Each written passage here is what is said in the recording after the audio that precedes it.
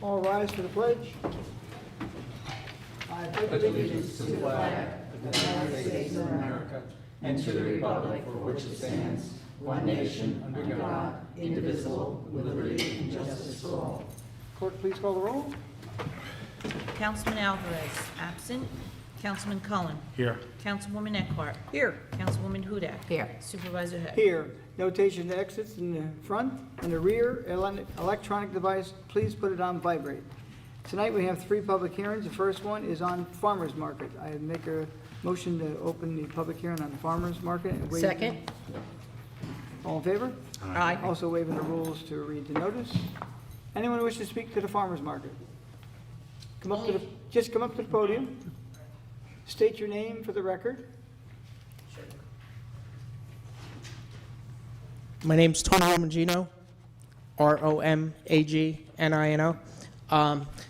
I just wanted to thank everyone for putting this up as a new ruling for you guys for the town of Southeast. I represent R&G Produce that will be selling produce to all your community at the new farmers market. I was just here if you had any questions and would like to ask, and that's it. I'm also the Village of Monroe Farmers Market Manager. I've been for 5 years. Any questions? Where is the new farmer's market? Mr. Yours? Well, there's no locations that have applied for it as yet until, Yeah. of course, it becomes law, and thereafter. The only one I know of is at Hudson Valley Cerebral Palsy. Is that the one you're talking about? No. Okay. Now, it's one of the ones that actually applied for a permit. I don't know anything about it. Yeah. Okay. And once they asked about it, we had no regulations with the UCP, and we decided to put it into text and ready to go. All right. Okay. Thank you. Anyone else in the public to the matter? Or a question on that? If I could, I did speak to someone at Hudson Valley Cerebral Palsy this afternoon. They were not aware that this legislation was being discussed. They are the only active That's what I'm saying. farmers market that I know of in the town. Okay. What they indicated to me is that we could hold the public hearing open, give them a chance to review the proposal and submit comments. They currently operate a farmers market that is, I think, aimed at providing services for their consumers, meaning a lot of the consumers will actually work the farmers market. And I don't know that they raise any significant revenue. So when you start imposing permit fees on a not-for-profit like that. I don't believe, I believe the legislation does not charge for Okay, well, I not-for-profits. wasn't aware of that. Okay. I was not involved in drafting of it, but that was what the request was to me, because I thought that they should probably be aware of this regulatory scheme that's going into effect. I wasn't aware that there was already apparently another farmer's market planning on coming to town. Well, one person came with a particular location and asked us what the rules and regulations of that were. And of course, we had none at that point in time. Right. And then when I looked into it, I found out, well, I knew, of course, that the UCP had one and we had no regulations. So this would be for anyone new coming into the area and the existing one. But you're saying there would not be any permit fee for a not-for-profit? I believe that when you wrote the legislation, did we not write that in there or not? So the way that I came about preparing this local law was there was at least one, if not 2 applicants that had approached the building department asking about putting in farmers markets in shopping centers. Not And counting UCP? not including UCP. Okay. And at that time, after reviewing the zoning code, it appeared that farmers markets were not allowed within the town of Southeast. So that was why we drafted this local law as and setting it up as a permit, so that someone could come in and potentially put a farmer's market in a shopping center if they meet the permit requirements. Through the process, we did realize that UCP was operating a farmer's market. At one of the recent planning board meetings, one of the members raised the concern that the way the farmer's market local law was drafted is it was trying to curb it from turning into a flea market and really keep it based in local agriculture. So there was a prohibition on resellers. And in light of this comment at the planning board meeting, I added to the definition of a farmer's market. A farmer's market with 2 or more booths may permit the operation of a booth by a brick and mortar food wholesaler or retailer with a location in the town of Southeast. And that was based on the understanding that there is a wholesaler that operates a booth at the UCP farmer's market. There may be other conflicts in this with UCP that I'm not aware of, so I do think that leaving it open for them to comment on this is a good idea. Yeah, I'm grateful you said that. I did share with them your comment, and as I was not at that particular planning board meeting, I didn't know what particular vendor was of concern, and when I read that to the assistant to the executive director, she asked me if I knew which vendor that was, and I said I really don't. So- The planning board member said it was Asendico. It was what? Asendico. It could very well be that I know Asendico has a long relationship with Hudson Valley Cerebral Palsy. I don't know that they're particularly a vendor there, but I know that there are other vendors there that provide prepared or sell prepared foodstuffs that are not necessarily from the Hudson Valley, if you will. There's Right, so someone this, that this sells- would allow prepared foods, and it does allow from regional locations, but, certainly having Yeah, having the my operating. memory farmers- is that they have someone that comes up from the Bronx who sells pasta and certain sausages and things like that.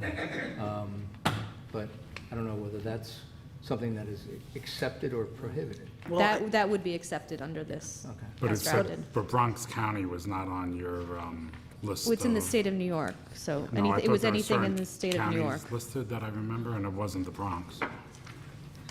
It was like, mean, or certain states, maybe, I guess. Yeah, that's what I'm wondering. I don't know. It makes sense to just leave this open so that, I just don't even know why this is an issue, personally. I mean, this is, Hudson Valley Cerebral Palsy has this for probably 2 years now, the farmer's market. And just But there's for others the that don't record, the participate. village of Brewster. But who's Valley- going to enforce it on Sundays? We don't have code enforcement officers. Yes, we do. On Sundays in the Yeah. daytime? No, we don't. Not during, well, yes, we have a person that goes Not out. during the hours of the farmer's market. We don't. might have. Well, The then we're gonna purpose have of to this hire was not somebody do to in any way impact UCP's current operation of their farmers market. The purpose was to allow additional farmers markets to locate in shopping centers, should they apply to the town for that reason. And to regulate them so that Yeah. their existence would be limited in time, which I think is a worthy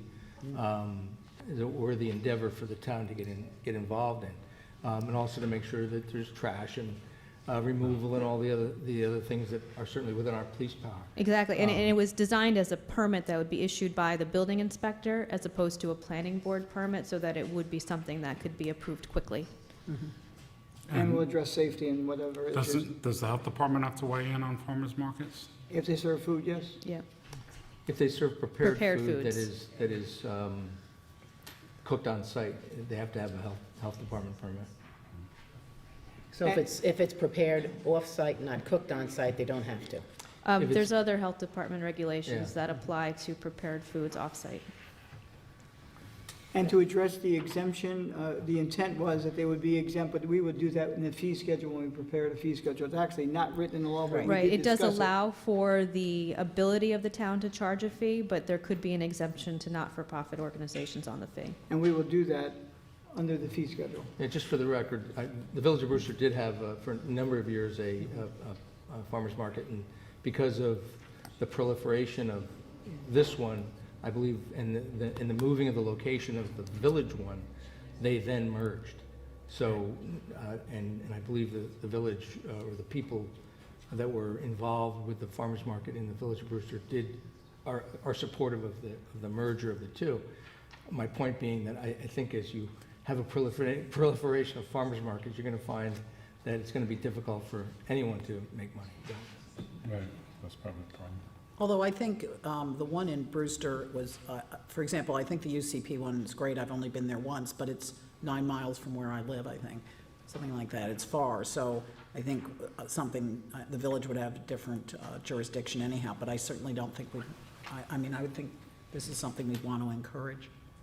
Well, You this want is, to encourage? Yeah, I think it's, it really, I think people like it more and more, and as I said, the one I saw up in Great Barrington was really amazing. It was a real gathering place for people, which is a nice thing to have too. But I think our regulations are gonna discourage it because, Well, that's what we talked about, and that's why I think it's premature to close the public hearing. I agree. I would like to hear from UCP.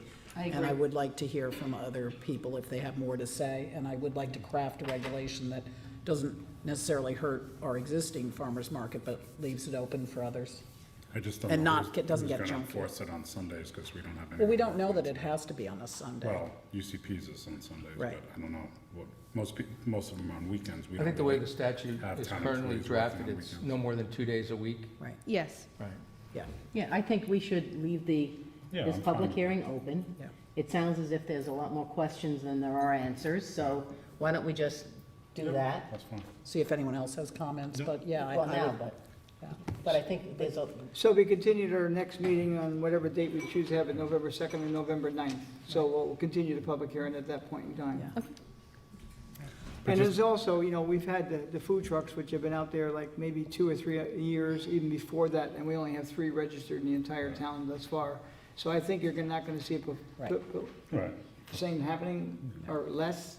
We know there's one in existence. I only knew of one other that had applied to the building department, but there was 2 others. So that's 3, which would be 3. And of course, the sites where they go have to be approved for, and each site would be treated equally, whether it's in existence now or not. And they may have, whatever the rules are, everyone has to apply for them and be treated the same. Yep. But as far as the fee schedule, we'll address that in the fee schedule. I mean, is We're not it, gonna charge an arm and leg for this, because, I mean, in the fairness of it is, you don't make a lot of money, and the season is really quite short in the sense of the word as well. So what we want is, fresh produce to the residents and not make it, overburdened by government, hopefully. Yeah, I agree with that. Okay, so we're gonna continue it at the next meeting, and we'll make sure we get it out to UCP. I'm surprised that we're not made aware of it. I mean, we did advertise it like normal, I don't know how. Okay, anyway, make sure I send out the invitation to them to make comment, read the law accordingly, and look for more comment at the next meeting. Okay. Motion to keep it open. Make a motion to keep it open and bring it back for the next meeting, whenever it's Second. determined. I'll Second. All in favor? Aye. Okay, next item up is Barrett Hill.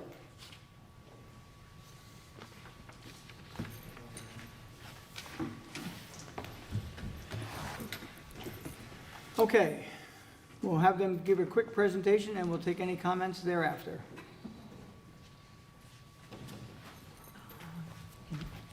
we have to open it. Oh, okay, sorry. Make a motion to open and waive the reading of the public hearing for Barrett Hill. I'll second. All in favor? Aye. Okay, Good evening, my name is Terry Ann Hahn, Principal of LADA PC Land Planners. We are the site planners for the property. Back in 2016, the town board of the town of Southeast approved a floating zone known as the multifamily workforce housing zone and mapped that site to the site which is known as Mount Ebo Lot 6 or Barrett Hill. Barrett Hill originally was approved and construction began back in 2010 or so as a 168-unit senior housing project. And under the new multifamily workforce housing zone, it is been redesigned to allow for workforce housing, under the same number of units. So it's 168 units. The original approval were 2 and 3 bedroom units. These are smaller units. They're 1 and 2 bedroom units. And they've been reconfigured into a series of 8 buildings. Just for site plan purposes, for this orientation, north is this way. This is Mount Ebo Road North. This is Route 22 down here. This is the temple up at Mount Ebo and the nursing home up at Mount Ebo. The site, basically, the construction that will occur is based within the same area as the original approved plans. It includes the same number of units, although again, like I said, the units are smaller. It includes similar number of parking spaces, the same number of area disturbance, impervious coverage, and uses the existing stormwater basins. The project is under the workforce housing, is subject to a special permit, which is what the application that we're doing today is. We have been to the planning board and also to the architecture review board, and seeker has been completed to date. So this public hearing is specifically about the for the special permit. Just the buildings themselves are 2 stories in the front where you would drive in, and then 3 stories in the back, which is consistent with the original approval. We actually have quite a bit more detail on this. There's more ins and outs of the buildings. The previous approved buildings were substantially larger than these currently built buildings are. Could you go back to the other drawing that you had initially, and identify to the public where the front and back is on the other one, Sure. if you don't mind? Sure, no problem. If I do this, that's easy. Yeah, just, So this is what we call the front of the unit. right? Technically, those are here. That's what you would see in the parking lot. Okay, so from the Jewish temple, they would see the backside. They would see the other side, correct? And the people up in the nursing home At the there, nursing home, they'll see the 2-story side from that side. so that's the front side for Right, them? This is all the front. The side adjacent to the parking lot is the 2-story side. And then there's a walkout in the back. So 2 the, stories, 3 stories. so the ones on the bottom, Yep, the back faces is the back. yep. So the front faces the back of the other ones? The front faces the parking lot. Okay, and then the other, Then there's a slope. okay, oh, would they be visible from one to the other? Um, In other words, from the first row, Yes, if they look across, will they be able to see those other units the units are higher. higher? Yes. So they would see the back side of those They units? see the backside, yes, correct. But it's fairly substantively away, and it's set up quite a bit higher. So you're not looking, none of the units here look into the bottom of this. Okay, okay. That's what you meant, like where. Yeah, I just wanted to find out which is, okay, No, that's not the way it goes. okay. The project also includes a variety of recreation facilities, clubhouse, including billiards room, yoga, pool, play structure. There's a walking trail as well as a fitness trail located throughout the project itself. I'd be happy to answer any other questions with respect to the site plan, but at this point, I'm going to turn it over to John to talk about the elements that were required as part of the special permit, the community benefits agreement, and the marketing plan.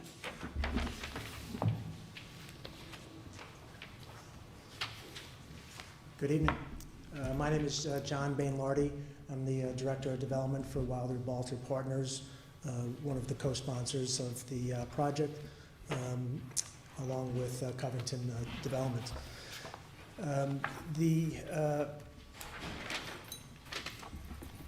The multifamily housing zone, as you may recall, required as a component the set-aside of 30% of the units, in this case 50 units out of 168, to be specially marketed and occupied to certain priority categories of residents.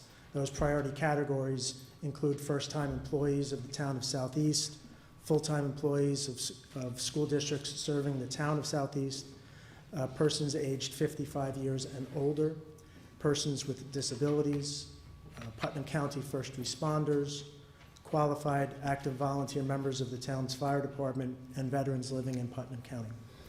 Can I ask you a quick question on that? That's the first time I heard first-time employees of the town of Southeast. I heard, Full-time. oh, I thought you said first time. Sorry, I did say, yeah, full-time. I just want to let you know I'm listening. Thank you. And as required under the workforce housing zone, the multifamily workforce housing zone, this requirement is to be encapsulated and set forth in a community benefits agreement, which is entered into between the property owner and the town. As part of the environmental review, when the zoning was changed, a draft of that agreement was incorporated and reviewed during that process. During our application to the site plan, application for site plan to the planning board, there were some additional comments that came from the planning board which were incorporated into the community benefits agreement that was submitted to your board, really clarifying comments. One being a clarification to make it clear that of the 50 units, 17 units are to be set aside as affordable at incomes not to exceed 80% of the median household income for Putnam County. The rent would be limited to 30% of that 80% income threshold, and there'll be a 99-year restrictive covenant ensuring that those 17 units will be, for that duration, will be set aside and rented as affordable units. The community benefits agreement requires that this, the marketing and the administration of the priority units be coordinated and with an independent third party. We've proposed Housing Action Council. Rose Noonan, who heads the Housing Action Council, is here this evening. As we discussed at the last meeting, Rose will talk about her organization and their unique qualifications and for administering such a program. The community benefits agreement also contemplated that there would be a marketing plan or a marketing outline, which we've drafted.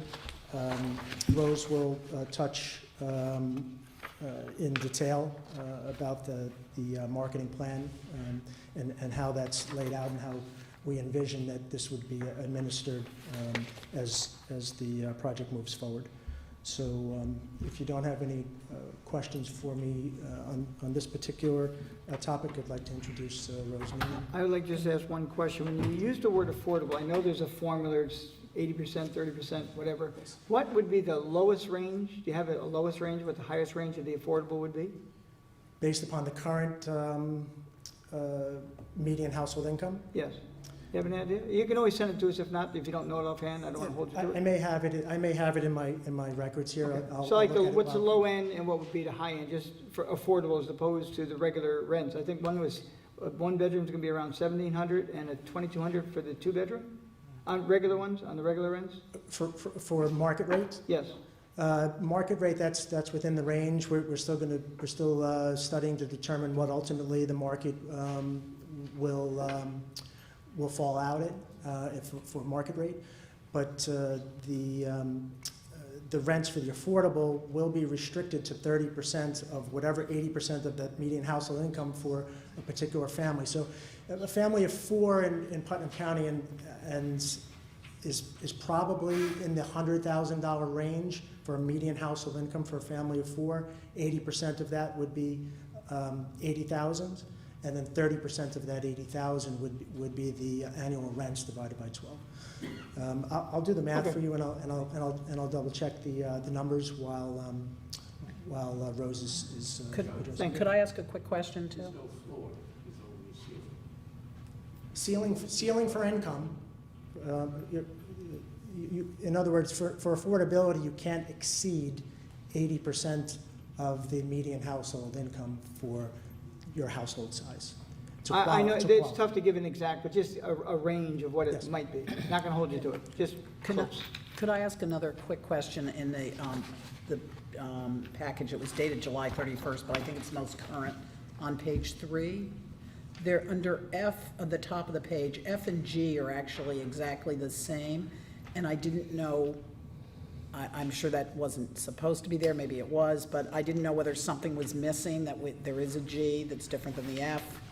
Are we in the community benefits agreement? No, we're in the marketing, let's see, I can give you this if you want to look, but it's, What's the date on it? the date is July 31st, 2017. It was to the planning board, to Tom LaPerche. Do you have it, Terry? F and G are the same. On page, it's page 3. They're not numbered, but. Okay, but we're not, are we missing anything is my question. I don't think so. I think we hit all the volunteers, the full-time employees, the first responders, the veterans, the persons over 55, and the physical development, so the disabilities. It looks like it's a repeat. Okay, so that needs to be, so I have the most recent package, right? It was July 31st? Correct. Is that correct? Okay. July 31st. You said July 21st? It's 31st. But it's same thing, okay. Yeah, I don't have that one handy, sorry, I only have this one, so. Okay, thank you. And I'll have more questions, but let's do the presentation, I think it's more important. Thanks, though.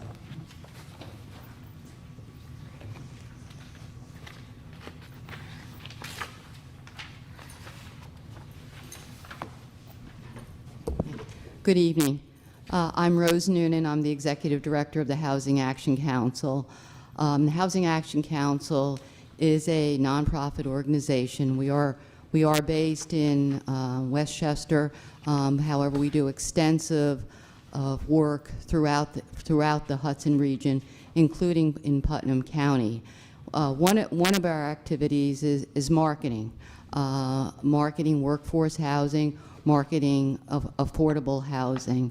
And what you have in there, where I mistakenly said the same thing twice, as you've pointed out, is that we have often been involved in working with municipalities and also in working with developers like Wilder Balter, who we do have a long, very productive history with, of responding and marketing both ownership units and rental units to those in areas that are designating certain people who are a priority. For example, we are referred to as the marketing consultant for the town of Portland, and in some of the developments that they're involved with, there are certain preference categories that we're responsible for the aggressive marketing initially in order to let individuals and families in those particular categories, make them aware of the opportunities that are available, encourage them to apply and to take advantage of the opportunities. We also, with respect to the 17 affordable units within the 50 priority units, one of our tasks, if you approve Housing Action Council as this entity, would also be responsible for doing the income qualification, where, as John said, household incomes would not exceed 80% of the median income. We have a multifaceted approach to this marketing, which, through our experience, and we have been involved in the marketing of developments similar to this for over 15 years, and have been able to demonstrate results. Every community and every development is different. Sometimes there are preferences, sometimes there aren't. But when there's the preferences like that are outlined in the community benefits agreement, we will do aggressive marketing to those categories which were laid out. The approach involves publication of the availability of the housing within publications that are read in this particular area. Our experience is that doesn't draw most of the applications that come in, but it's the work with the organizations that either employ or represent the particular preference groups that you're interested in targeting. So in this case, again, if we were approved, we would be working with the school districts, as we do in other community groups, to get the words out, to conduct information sessions within the schools at times where their employees can come, ask questions, hear about the opportunity. We would work with the various first responders to let them know of the opportunities, and also the various other organizations that represent the various groups. We have done effectively quite a few public service announcements. We would target that in this area. We would conduct workshops to let people know of the opportunities. And we would be evaluating, as the applications come in, the draft marketing outline, let me call it an outline, that you have in front of you, which is the latest, is dated July 20th, indicates that we would market over a 3-month period. But during those 3 months, we would be evaluating, are we reaching the preference groups that you've targeted? If not, we need to do more of what we're already doing, or look at it in a different way so that we're better able to reach the preference groups that you're interested in. The end of that 3-month process would involve a lottery. We have done numerous. I'm just tell you, within the past 5 months, I've done six different public lotteries, but they would be separated into different lotteries depending on those that are applying to the affordable units, to those who fit within your preference categories, to all others. And they would be selected from 1 to however many applications have been received, and then qualified in a number of ways to make sure that they do meet the preference criteria, that they are within the income levels, and then they would be, the applications would be handed over to the management company in order to do the regular work that they do in terms of checking credit and assessing whether the households are in a position to cover the rents that would be charged. We do have a significant database at Housing Action Council with respect to households who have expressed interest, both in rental and ownership housing. In terms of our marketing from other areas, we do cover Putnam, and we can narrow down and indicate which of those are residents or employees within the town. We can go further and define the categories even further. So we would use our own database in addition to the publications, having community group meetings, having one-to-one contact with your preference group categories, and going and working out a plan in each of those preference categories on how to most effectively reach the people who would be interested in this particular development. And making sure we're conducting evaluations regularly during that 3-month period to make sure that adequate numbers of applications are coming in from the preference groups. Can I answer any questions for you? After your initial participation, do you continue on in the future, and for how long if you do? Okay. Do I? Okay. Yes. Yes. Okay. What's contemplated, and I think what's required, is that we're going to have an ongoing obligation to continue to occupy the 50 units to members of the priority group. In order to be able to do that, we'll need to continue to market as we go along.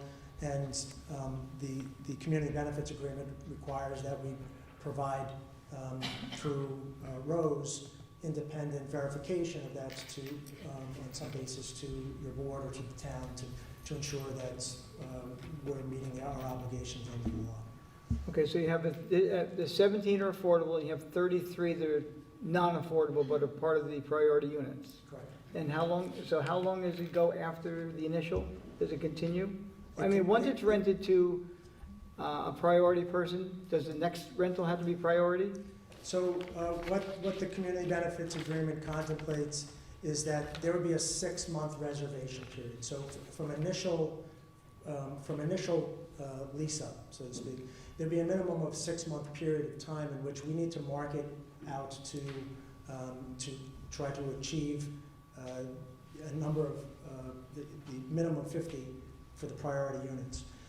If after that 6 months we're unsuccessful, we don't believe that we will be, we think we're going to have no problem filling those units. But if there was an issue with not achieving the 50, then we would continue to market, and if a unit, if the number of units of the 50 fell below, let's say there were 45 at a period of time, and 5 were rented to someone outside of that priority group, when the next unit becomes available, it'll go first to a priority category person until we get back to that 50. So they're always in a state of trying to maintain that 50 minimum of the priority. I suspect that with this particular group, particularly with the senior group as well, that we'll probably always be over the 50 at some level. Yeah, because they're paying a normal rent, so it wouldn't matter if you went to 60 or 65. Correct. Okay. Thank you. The public? Can I ask some questions? No. You want me to wait? I can? Okay, thank you. I didn't hear, and I apologize, is the Housing Action Council is a not-for-profit? That's correct. Okay. My concern is that this has gone from commercial to senior housing and now to the workforce housing. And I really want the people of Southeast to benefit as much as possible from this because of the zoning change. So, and then I would assume, and I could be wrong here, but that there can't be any discrimination no matter where a senior comes from, or you can't limit seniors or the disabled as to where their geographic location, wherever they're coming from. Is that correct? I'm thinking through your question. Okay. No, it's fine. It's no rush. Question here. I mean, in terms of your preferences, you identify seniors and those who have disability as one of your preference categories, without targeting the town. Correct. Correct? Well, that, yes, Right. in this, it says persons who are 55 years of age of older, and then the physical disabilities, they're not location specific. It doesn't say Southeast residents. And I understand that. My concern here is that, because I believe you can't discriminate no matter where they're from, which is fine. But the first responders, when it, not limited to whether they're Carmel or other areas, that is something, are you allowed to prioritize Southeast residents first? We're not under any mandate, as I'm sure you know better than I know, on affordable housing. So I would like to see our residents really given real priority on these units, and that's, I guess, my question. Is that going to be possible? With the way the community benefit agreements lays out now, and I believe it's based on an ordinance, the workforce ordinance, there would be no priority given to one of the particular categories. So you would need to, if there was a decision here that you desire to do that, there are certain issues that you would have to look at with respect to the fair housing law. Okay, so at present, it can be from other towns. It's not prioritizing Southeast residents. It's prioritizing within your whole list of Right. preference categories. Right. So, and so you have marketed up in Putnam before, I Yes. assume, with Walter. No, actually not. No, not with them. Not Okay. with Wilder Walter, Okay. but with others. Okay. And do you have a marketing budget? I was very concerned last time about the 3-month limit. I think it's going to be very successful and sell very quickly, but I was concerned about that limit if it's not successful. One of the I think the 3-month period is a good amount of time. What we find with particularly rental housing, often those that are looking to rent want to do it pretty immediately. And if you extend it beyond a 3-month period, you lose people, and they often, decide they're going off with another opportunity. That's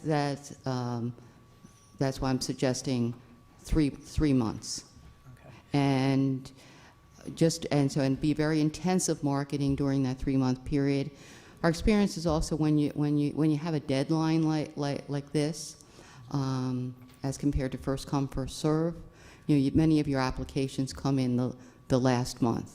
So you sort of see some applications, but more of a trickle and then that last month is whenever most people put in their application.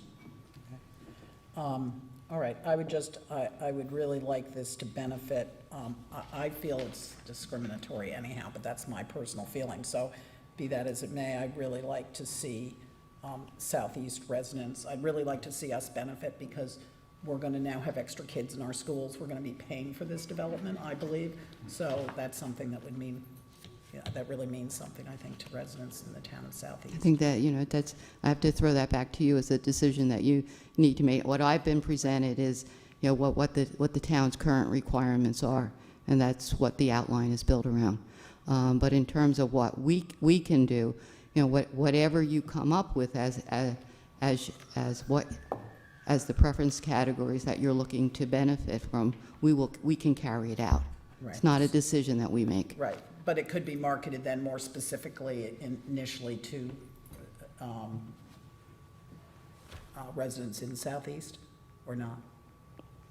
I think you need your legal opinion on that. Right. I think when you get down to it, I think it'd be difficult, or at least I believe it sounds like it would be difficult to, in effect, say this will only be for Southeast residents. And then what will happen is, of course, if they're in a position of not being able to have enough Southeast residents to come in, then of course we're going to run afoul of the fact that you really want to have the place rented.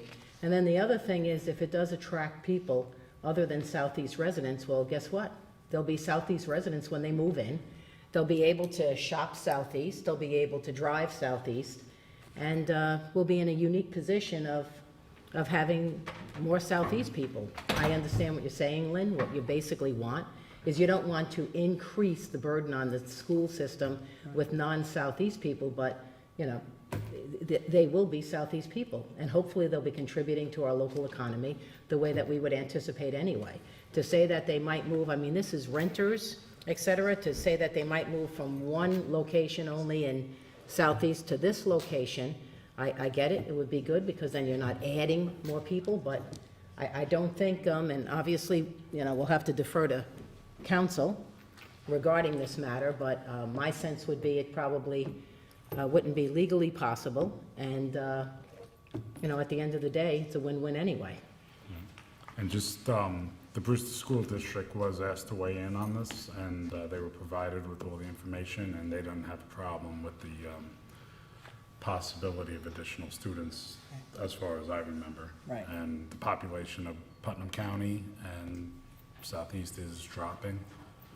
People are going south, so there are less people in Putnam County this year than there was 10 years ago. But Brewster Schools was... Well, to be consulted. clear, they didn't weigh in at all on it, and of Well, course they were asked to weigh in. Right, they were asked, and but they did not. Right, but they They should chose have not if they had a concern, but that's not, Right, they're not paying the taxes. well, not That's the it. administrators, because they don't live in town, but the school board should have weighed in, because they live in town. If I may just add one point. In our experience, the best way to serve the communities and priority groups who we're trying to serve, whether they're in the town or outside of the town, or whether they're in the greater part of the region or the county, is to provide the opportunity. And this type of housing doesn't exist. So, the first step is provide the housing. Those who can benefit from the housing, believe me, they'll find it. And they're here. There's not going to be an issue with serving the community. The community will be served best by providing the opportunity. That's what we're trying to achieve. John, I would like to correct you in that our comprehensive plan says we do have enough housing like this, but this will be new. Of course, we welcome new residents into town. This is going to get built. So I want to be clear about that. I would just like our residents to benefit if they can, that's all. And that, you know, it'll be a goal, it's part of the overall marketing plan. We're going to reach them. We won't reach them exclusively, but we're going to reach them. Okay, anyone else here on the board? The Okay, public? Public, yep, public, yes, ma'am? Thank you. Thank you.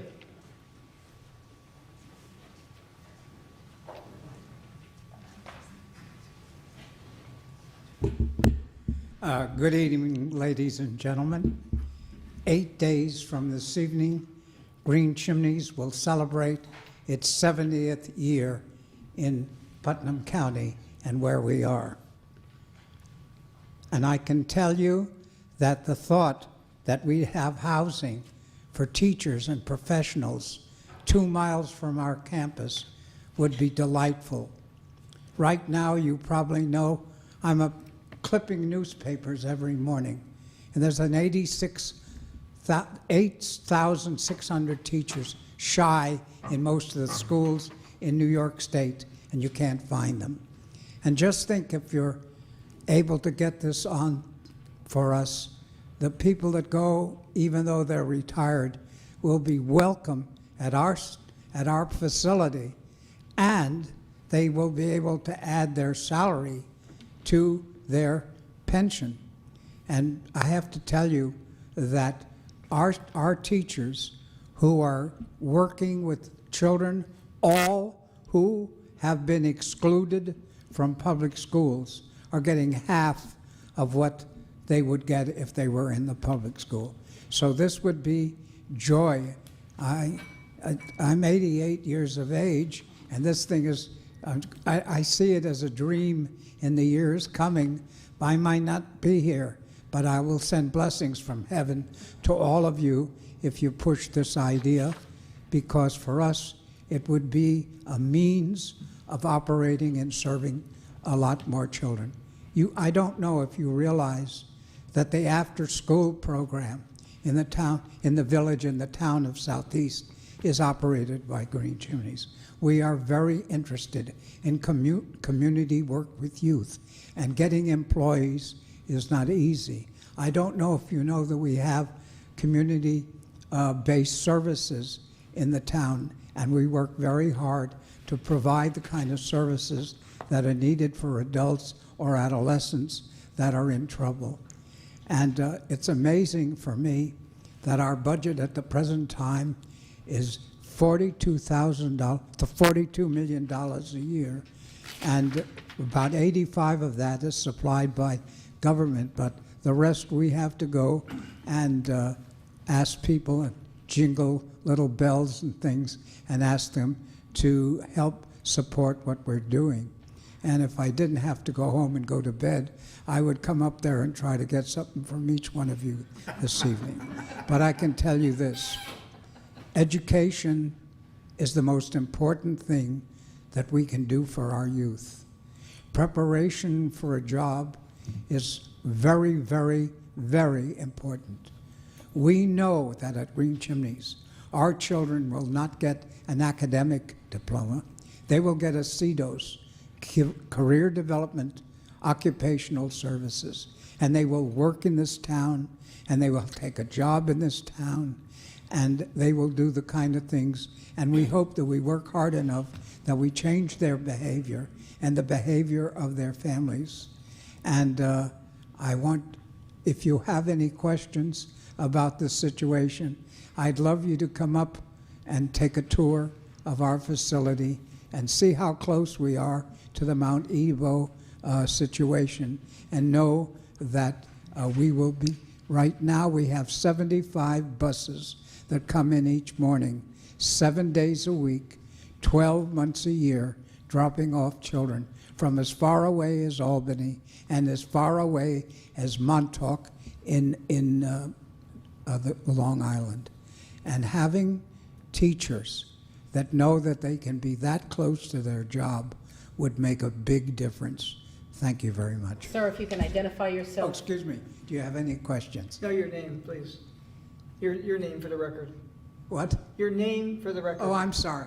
Samuel B. Ross, Jr., the Very founder good, of thank you. Green Chimneys, better known as Rolo, the kid in the Katzenjammer Kids who couldn't behave. Thank you. Thank you. Next speaker? Go ahead. Oh, don't fight now.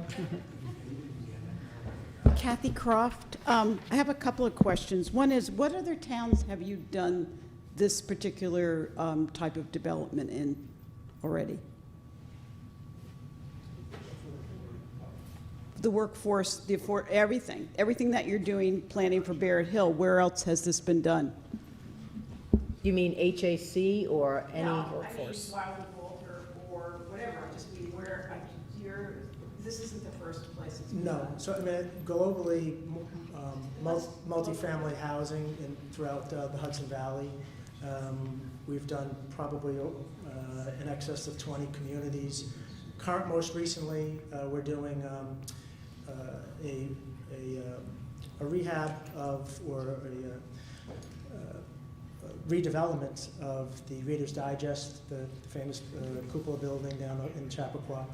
That's being converted to 64 units, market rate, workforce, and affordable. We've done straight affordable developments as close as North Salem and called Bridleside, age restricted in Carmel, both Houston Commons and Hillcrest. We've done another 90 units in Montrose. Did they all have priority? And some of those are straight affordable. And in Chappaqua, the most recent has some workforce housing, which has some priority. Great, thank you. And then the other question, because this is just logical for me, there's 8 buildings, which I assume are not going to all be built at the same time. What's the build-out period?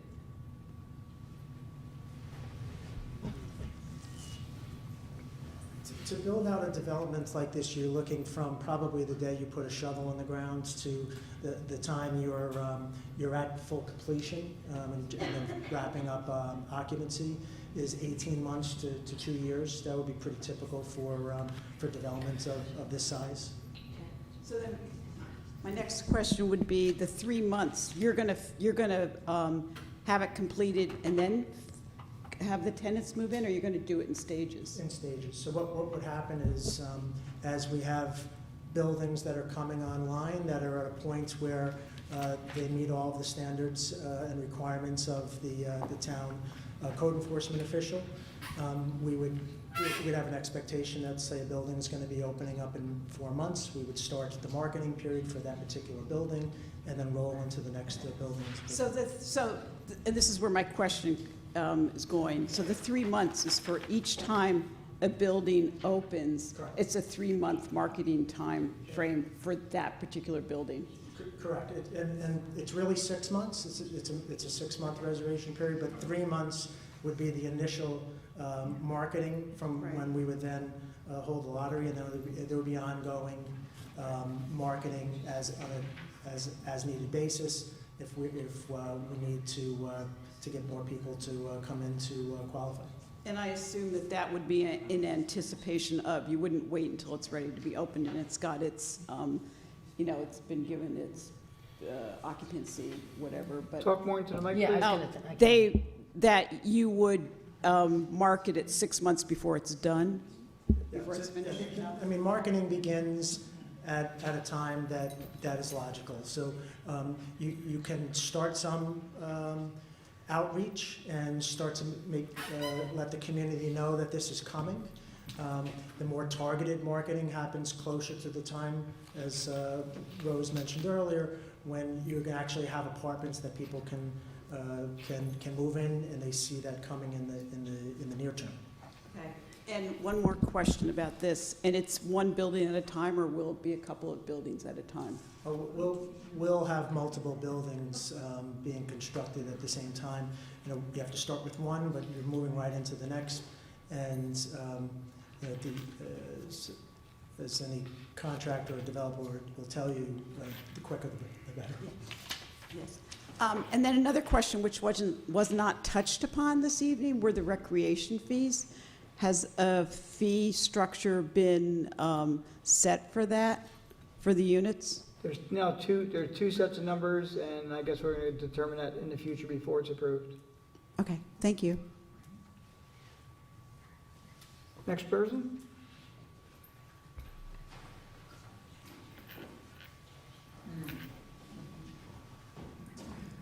Melinda Montanaro, 131 Ice Pond Road.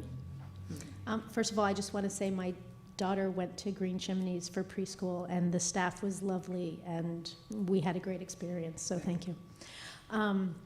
My question, although Kathy just asked it, was about the recreation fees. Yeah, there's a set, there was one set that the planning board had approved, which the amount was recommended, well, AKRF, who are our planners, Ashley Lai, who's over there, had back in August 22nd, 2017, had given a structure for it to the planning board, and it was approved by the planning board, which would be, the fees would be $263,796.76.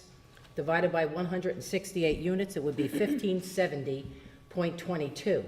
Subsequently, and yesterday we just received this, October 18th, Ms. Lai had readjusted it to a figure, after hearing from town board members, to a figure of $482,393.65, which would be $2,871.39 a unit.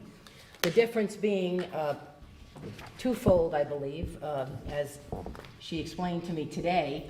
And one is where the initial analysis had included the use of public county-owned parklands, which were then thereafter excluded. I had just questioned the fact that it was included as parks and recreation, and I'm sure that anyone can go online and get these memos. So it was included as part of the parks and recreation areas that could be used by whomever is going to occupy these units, bearing in mind that they have a clubhouse and a pool and trails, etc. So initially, the county land is included, and then it's excluded. So I did ask Ashley today what sense that kind of made, because I couldn't quite understand from August to October how it had changed when the August memo was run over by the planning board and certainly approved. And she told me that the reason why, or as it states here, is the analysis was revised to exclude this acreage because it is neither funded nor controlled by the town of Southeast, and therefore does not contribute to the town's ability to provide recreational facilities and programming to its own residents. So the question was, though, is that it means it's not funded by the town, so there is no additional monies for it. And indeed, town residents can still use these facilities. And in fact, the town facilities don't exclude anyone outside of our town.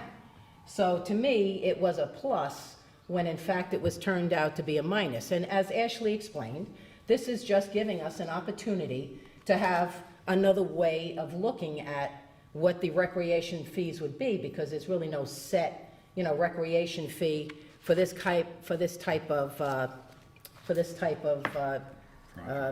buildings setup.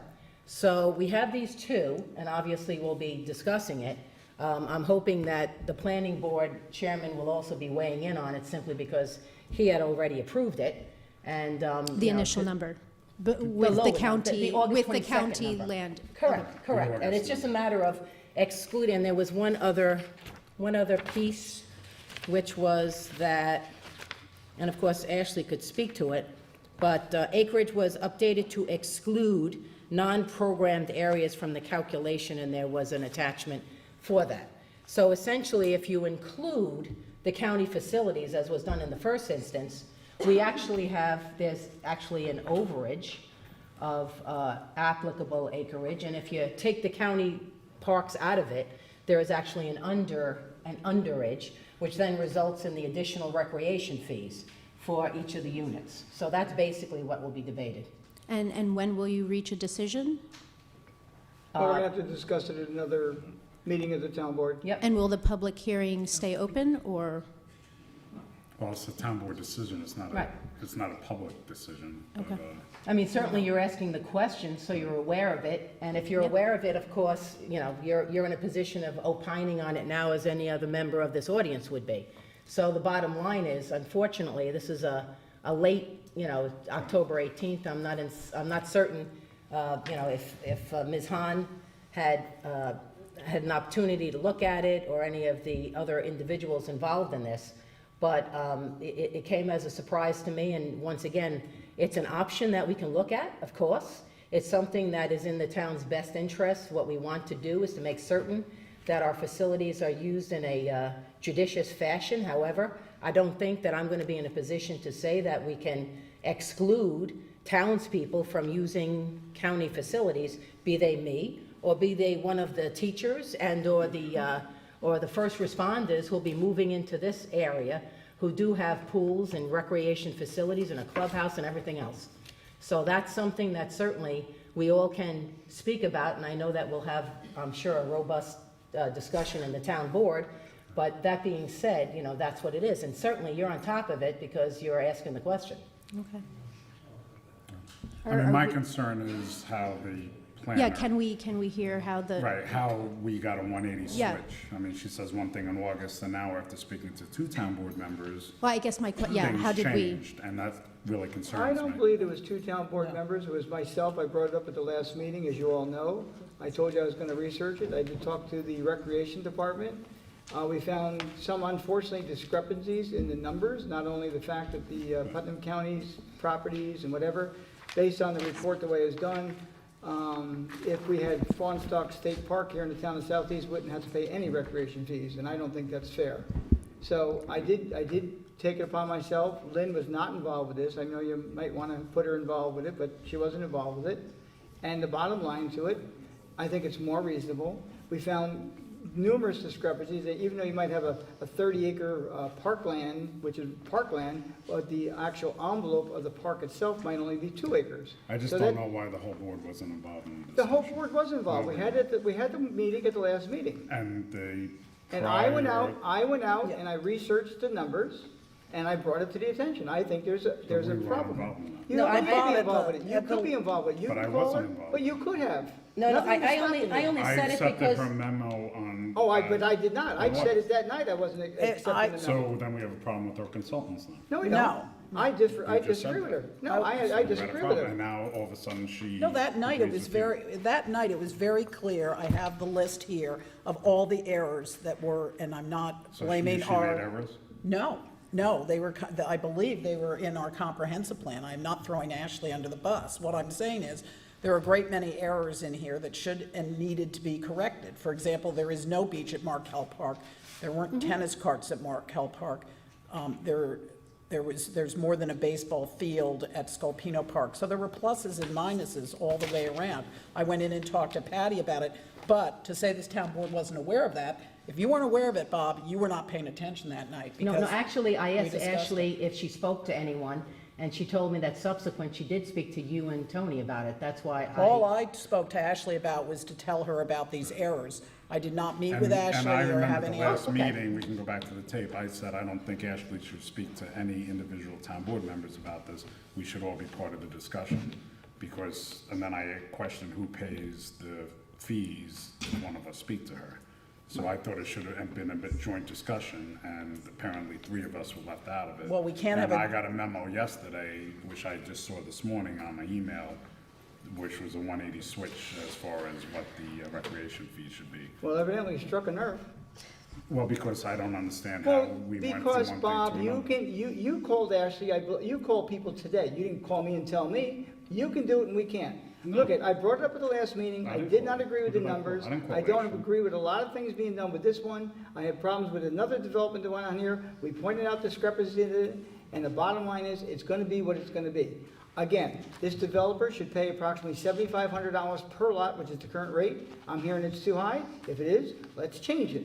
but they're paying, originally that memo said it was gonna be $1,500 when it should have been $7,500. I also pointed out another development, one of the more recent ones, Fortune Ridge was one of them, how much that they paid, they had better amenities than this one, and I think the combination of the two and what has been recommended the second time should have been the one on the first time, But- and I'm not sure why only the planning board had input when it's a decision that this town board is gonna make, and we aren't part of that. But 7 members of the planning board agreed with her original memorandum opinion. And you liked what you read, so you had no change to it, but I read it, Right. Lynn read So it. you're now circumventing the entire planning board, 7 members, No, we're because not. you don't agree. No.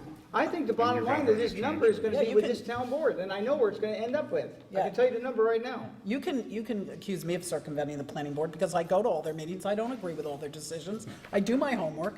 And yeah, I don't think that the estimate, the first estimate was correct. And if you read the resolution, the one whereas says, whereas the proposed development includes on-site recreation, the amount of parkland and recreation area provided does not fully offset the anticipated demand to be generated by the proposed project. And the buck stops with us. And if we think they Well, then made we a don't need a mistake. planning board anymore. We should eliminate. Oh, the come planning on. No, what I think is, what board. I You don't need think, to have a planning board. what I think we course need we do. Ashley to explain what the differences Town are board between the could be two the planning memos. I would be happy to do that. Besides the point that what we're talking about, it says Tenetta Lake Park, in one, it says Castle Park, but the acreage only changed by, the acreage Tenetta Lake Park in the October 18th was 5.94 acres.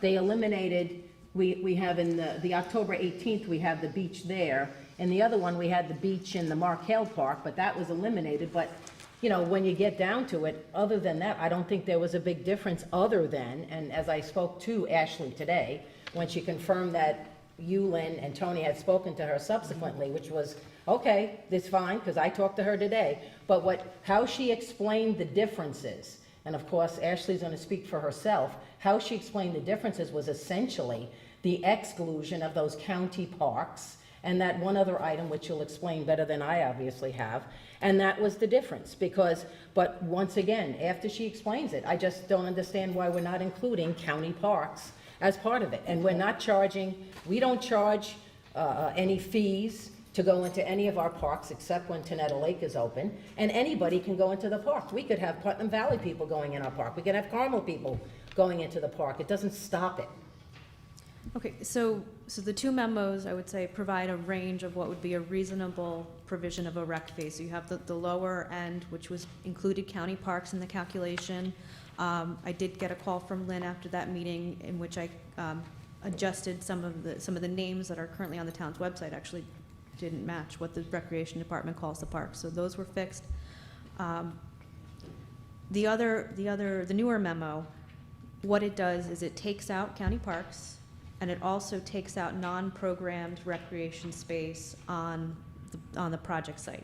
And what is that exactly? So there were some areas of the project, the proposed project includes a clubhouse, walking trails, barbecue area, an open lawn play area, and a playground.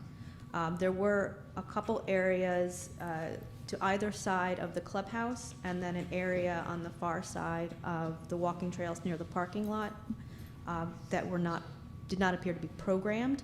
So those were excluded, and that was a slight reduction, I think 0.2 acre reduction in the total recreation space on the What does project site. program mean specifically?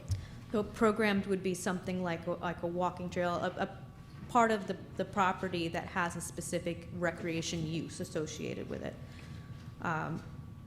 The areas that were excluded in this more recent analysis were more open space areas. So the other item that was included in the newer memorandum was that I did speak to Recreation Department staff to get a better understanding of what their ongoing operational costs are and what the condition of the current parks are. So that was something that was added to the table. And also, I understand, I was not at the last town board meeting, but I understand there was a question raised about whether or not people from this project would potentially use some of the town parks because they have their own on-site recreation. The feeling of the recreation staff was that they would. There are residents of a lot of the condo buildings within the town that also oftentimes use the parks, even though they have their own on-site facilities, like a pool. They still go to Tenetta Lake Park to use the beach because that's where their friends and family gather. So in light of that discussion, this memorandum provides a different approach that focuses the demand and potential impact of the project more directly on the costs associated with the town and whether or not this project would meet the demand specifically for neighborhood parks, which is what the town really provides its residents. The county provides district parks that are open to all residents of Putnam County and beyond. But the town's financial responsibility goes to the maintenance and operation of these neighborhood parks. And that is a demand that's not being met on site. And that conclusion is consistent with the original memorandum. So what the new memorandum does is provides a more focused way of looking at that potential cost, focusing on the neighborhood park impact as opposed to the overall park impact, which was the focus of the original memorandum. So that's why when you take out county parks, when you include county parks, you get a lower number. But the people can still use the county parks. The people can still use and the we county don't. parks. The town doesn't pay for the county parks. So in fact, the exclusion of the county parks is logical for what reason? Because it doesn't specifically address the costs that the town is bearing on maintaining their own parks. But shouldn't the cost of the town maintaining parks be actually decreased if people go to county parks? See, I don't understand the logic of it. They provide different services. So they provide different services. So the county parks don't have ball fields. They don't provide the same type of programming. What county parks are we talking about? So the county parks that were originally included was Tilly Foster Farm and the Putnam County Trailway. So the county trailway is bicycle and walking and running and whatever. So the baseball fields that we have, you're saying is that the baseball fields that we have that you can't have in this new community, that there's going to be some extra burden onto those baseball fields. Yes, because that demand cannot be met on this property. The demand for baseball fields and sports facilities. Okay, but we have like how many baseball fields in the town? 5, 6? Something like that. One, two, three, Well, the current memo 5, is 6. I just want to make sure they're 2, included. 4, 6. There's 6 and 1 T-ball field. Yep. Okay, so there's 6 baseball fields and a T-ball field. And that's, okay. So, Well, my bigger objection would, by counting the county as it was, all 6 towns participated in that, but 100% of that equation was put onto the town of Southeast, and I don't think that's fair. Well, I also, as far as county parks, is we do not have control. If the county wanted to alter times that it could be used, by whom it could be used, they would be permitted to do that. So we don't have control, or we can't, if it's not maintained properly, that we don't have control over that either. So that would be one reason that I would be prone to exclude. I mean, you can look at county the parks. events so-called at Tilly Foster's thus far. Now, right now, they have a food place where anyone can go there and eat, things of that nature. But they've had an Easter egg hunt there. I didn't see fishing. They recommend fishing, cross-country skiing. I mean, it's limited use. I mean, they don't have people over there sitting there every day on the weekends waiting for people to come in and use it. We do. They don't do that. but we don't have cross-country skiing in Brewster. I know, but we're, I don't think they we're have it trying to there. give them credit for that, and there's no one there. You say we don't have enforcement, but they don't have anything going on there to be done. Ashley, can I just ask a question? Sure. The most that you would recommend is in your October 18, 2017 memo, and the least is what's in the August 22nd, 2017 memo, which has already been run by the planning board, which made a determination. Is that an accurate statement? Yes. Very good. Could I Okay, ask one now- question before you go on? The formula that you developed to come up with this, where was that formula from? So in both analyses, it uses the a look at the demand based on the total acreage. So in one case it was with the county, in one case without. But is this an That is industry based on the formula old- or something that It's we based created out on of bulk law? on the New York State Office of Parks, Historic Preservation and Recreation's guidelines for the amount of open space that should be permitted per resident, or should be allowed. So that's what that is based on. That's where the demand aspect is based on. When it comes to the actual assignment of the recreation fees, that's where you have more flexibility. It just needs to be based on the demand. So the initial setup establishes the need and the demand, with or without county parks. And then in the future, with and without the project, as well as existing conditions. And then the actual assignment of the rec fees in the first memo was based on the assumption that 78% of the demand was being met on site, just on a pure acreage comparison of what the acreage was that they were providing versus the acreage that was needed.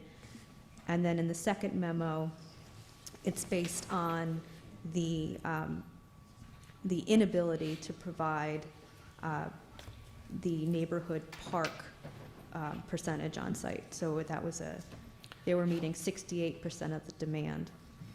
In normal parlance, though, recreation fees are recognized in law to be charged when someone subdivides their property. In this instance, there's no subdivision. This is a multifamily housing that wouldn't really abide by what is in town law because of the nature of its construction. Is that true? Well, when the current law was adopted, it did include the ability for the town to charge rec fees to a multifamily housing development. This is the first project where this is being applied, so this is setting a precedent for any future multifamily housing development. Correct. Is it your understanding that these monies, that whatever they end up being, would be limited for use by the town for capital costs, or could they be used for maintenance? It would have to be used for a recreation purpose consistent with the town. So that's very different than the recreation fees that are charged with a subdivision, because those are capital costs. They can only, as I understand the law, they can only be used for expenditures for capital purposes. So you're saying these fees, whatever they are, They would need could to be used consistent with for- the same subdivision regulations that you're referring to. Well, The same- I'm referring to capital state and- law. Capital improvements only. They would need to be consistent with the state law that you're referring to, the use of these recreation fees. So then that means only for capital expenditures, Right. not maintenance. Okay. Did you say maintenance? I- If you said mismaintenance, you misspoke. If I said maintenance, I misspoke, Yeah. yeah. I know you're referencing section 138-104.1 or I of the code. Yes, So so that's the that- one that you're referencing. Yes, and that's how the board is, how the code informs the town on how to charge the rec fees based on the planning board's recommendation. And then it's ultimately the town board's decision. And the language that's in that section of the code is almost identical to the language that's in the town subdivision regulation, which is based on the town law. So this is the first time this is ever being applied to this multifamily, if you could say that again? To a multifamily housing development within the town of Southeast. This is done in other communities throughout New York State. Okay. And of course, with the limited amount of space now, because we basically, built out downwards, now we're gonna start going up in a sense with three-story type structures. And this is the only opportunity the town has to, get money to improve their lots. Now, we've had recreation here forever. Okay, we have Castle Park. It's probably 30-plus years old at this point in time. We're receiving calls from residents, letters, it's met its heyday. Now, something like this here, if we get this additional money, it's additional money, we go there and fix that park and that particular circumstance. However, the problem is we got, I wouldn't say too many parks, but we got like little parks. And every time I buy a swing set for one, I gotta buy a swing set for 5. So it makes it very difficult. This is only like the third time we've had an opportunity to get any kind of money, because the only time we get this is when someone subdivides a piece of land. Now, someone has a lot and they divide it into 7 lots, it's 7 times $7,500. When Fortune Ridge came in, when they first came in, there was 103, 105 lots down there. They came in, it was $3,000 was the rec fee. By the time they actually paid them, it was $5,000. And I said they paid $500,000. And I compared that to this particular project as well. The amenities down there are unbelievable. I mean, they're, bigger houses that people live in, and I think people that live in an apartment house would be more apt to use recreation of a town than someone who has their own house, who probably has their own pool as well. And one of the things that they said, especially with the recreation department, is many of these people go to the town beach and, meet their friends. Kids in school, if they go to their house and have a pool, but a lot of the activities take place at the beach. So, the fairness is, we have to have a fair dollar value. When I saw the first one, I had to say I didn't agree with it. And I looked at it, I saw the discrepancies in it, and I think it's a 3 times in a lifetime opportunity so far that we have an opportunity to get it, and that's the only way we're going to get it. If another one comes in at some point in time, we have to do the same thing. Everyone has to be treated equally. I mean, I think, though, the other piece is if you're going to say that you want these units to be assessed at $7,500. I did not say that, I No. just said what they are. No, you've said that the last town board meeting and this town board meeting. I heard 7,500. That's which right, is- that's the maximum. Right, exactly correct. And they're paying 1,500. Well, and guess what happens then? Then perhaps these units aren't built. And then we don't have the opportunity to provide the housing that Mr. Ross stated, or any of the other, let's say, perks, which includes taxes that are paid that can help defer what could be problems with our budget. I mean, that's what it is. Well, that's- And we that- have to look at the fact is when you say things as such as, well, then we can get that money and we can do this and we can do that. I mean, understand the underlying purpose. The underlying purpose is for recreation improvement, and the units themselves are going to be provided with pools and clubs and whatever. I mean, we have to look reasonably at the fact that we have to improve our tax base, particularly in light of the fact that we now have rising healthcare costs, and in addition, we also have rising costs related to our garbage. So, if we don't increase our revenues, then we're going to be in a pickle sooner than later. And this is a revenue-producing thing, which we're going to discount. I have to correct one thing that I think is important, and I listened carefully to Mr. Ross about on Green Chimneys, and Will can confirm this, but the priorities are only for full-time employees of the Brewster Central School District and North Salem Central School District. So presently, unless we change this, that would not include Green Chimneys. Is that correct? Will? That's as it's proposed. You could add that to the community Right. benefits agreement. But as proposed, it's like when I was proposing things that aren't in the marketing plan, that would also mean a change. That's why we have public hearings. Right. We get all And these great ideas.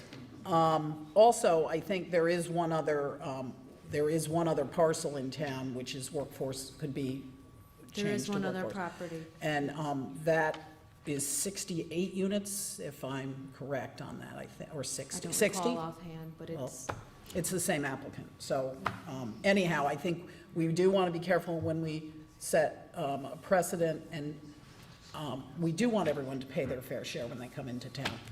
Okay, being the only one on the town board that actually have children in the Brewster School District and who belong to Lake Tenetta, I can probably say with 100% certainty that nobody who lives in Fieldstone Pond, Reed's Farm, or Hunter's Glen, who have pools, go to Lake Tenetta. Doesn't happen. Or maybe as a guest, they're not members. Can we bet Maybe a on that? handful of people. The other concern I have is that we have a planning board. 7 members of the planning board approved your original memorandum, and 2 town board members have a problem with it, and they got you to change your original plan. And that's very disconcerting to me that somehow 2 people are trying to circumvent our entire planning board and I their would just approvals. like to clarify that I'm standing by my original memo. What I'm doing in the second memorandum is providing another way of looking at this based on Based on the the phone call of 2 similar- town board members? Why do they keep Analysis. saying that? You went over Because to that's the what county, happened. 2 people went over to the county, never told us with another project, and all of a sudden we're the bad guys. No, that's not true. But nothing would, No, the no. planning board agreed to something. The planning board And is not that was- God. I think the planning board has made a mistake, and we pointed out discrepancies. What is wrong with that? Crossroads came through with a project. We went through it, we found discrepancies, huge discrepancies. We pointed them out. That doesn't make us bad, guys. We're asking We're not saying you're I'm bad. not saying you're bad, it's just, I But why do you accepted think- her memo, why- she's our consultant, we hired her. I was fine with it, the planning board approved the Of course, 7-0. look at the amount. I'd be happy with it too. So, all of a sudden, then I got an email yesterday, which I noticed this morning, that said, because I've been busy with my other job, that said, oh, basically now we're changing everything, and I was all confused, I didn't understand it. Well, it's pretty It's easy to not understand. changing things, that's why we're having a discussion. Well, I now hope there's we- another memo. I mean, but, so now, does your memo have, your second memo have to go back to the planning board to be approved, or? No, ultimately, it's the town board's decision So on then- whether or not, on what the rec fees So would why was be. the planning board even involved in the memo in Because the first place? the law requires, as part of the special permit recommendation to the town board, that they include a recommendation on. So they gave their recommendation. They gave their Not knowing the recommendation. other facts of the case as well too, by the way. Well, I don't know what they. Well, did. they didn't. Look, I want to go on the record as saying Ashley did an analysis initially in August and was asked to revisit it based on certain observations by the board. I really don't have a problem with that. This is a living, breathing document. I think that Ashley did a very good job in her first analysis, and taking into account what the second analysis says, we may not agree to it, but certainly she did a good job. I don't have a problem with that. What we have to do is we have to, as the town board, make the ultimate determination. That's why we have Ashley here, and that's why we're asking her questions. Whether we agree or disagree ultimately with each other is another issue. But the bottom line is, I get where Bob's coming from, that basically, and the other piece, of course, is coming, a day before we have a town board meeting, is, one of the issues I had, but I did speak to you today, and you clarified it. You're giving us a range, and I respect that. There's been, 2 weeks between the last meeting and now, and I don't think that's an unusual amount of time.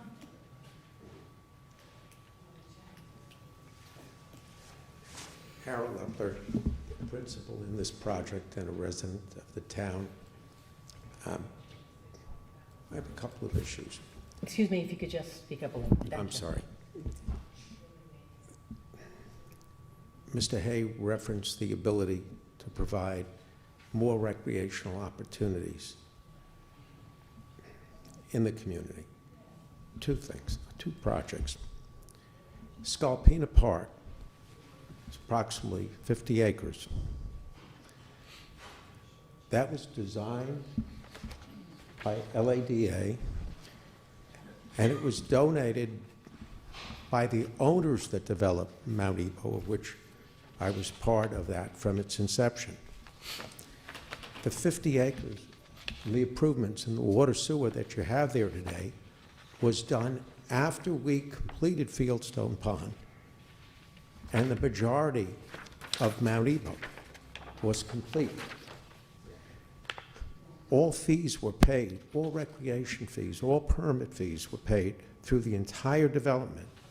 The improvement of what is Dowensburg Road, the closure of Foggingtown, the widening of Route 22, several of the other improvements were all done at our cost and expense. No contribution from any public authority. That park was a way of saying thank you to the community and to provide services. Mike, speaking out of turn.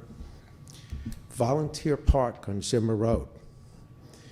Ms. Eckhart just asked the question of Ashley of rec fees. That was built in full and land donated prior to the first house at 60 senior residences, not 66, but 60, before anything else was built in terms of water plant, sewer plant. Not one house has been built because of the market. That entire property that comprises two full-size baseball fields and a multi-purpose field was done and constructed with private funds and the donation of land. The highway superintendent at that time, Jim Lawler, was out there to inspect almost every day. Tom Fenton, as the town engineer, was there every Thursday. That was all done on the private sector's behalf. No one compelled us to do that. I asked our partner in this, who's sitting here tonight, because he has lands that he purchased that I was part of probably 40 years ago, or very close to 40 years ago, that he's paid taxes on, that abut Lake Tenetta. I wasn't going to do this tonight. It's 46 acres. I asked him, Bob, would you donate it to the town for recreation? About half of it is usable, and about half of it you would deem not usable. And still pay a fee or physically construct improvements, is what we just did on Volunteer Park, in favor of the town of Southeast and its residents. I was going to wait till this hearing was over and just say, would you like us to do this? There's no quid pro quo to what I just asked, but it is consistent to what we've done in the past.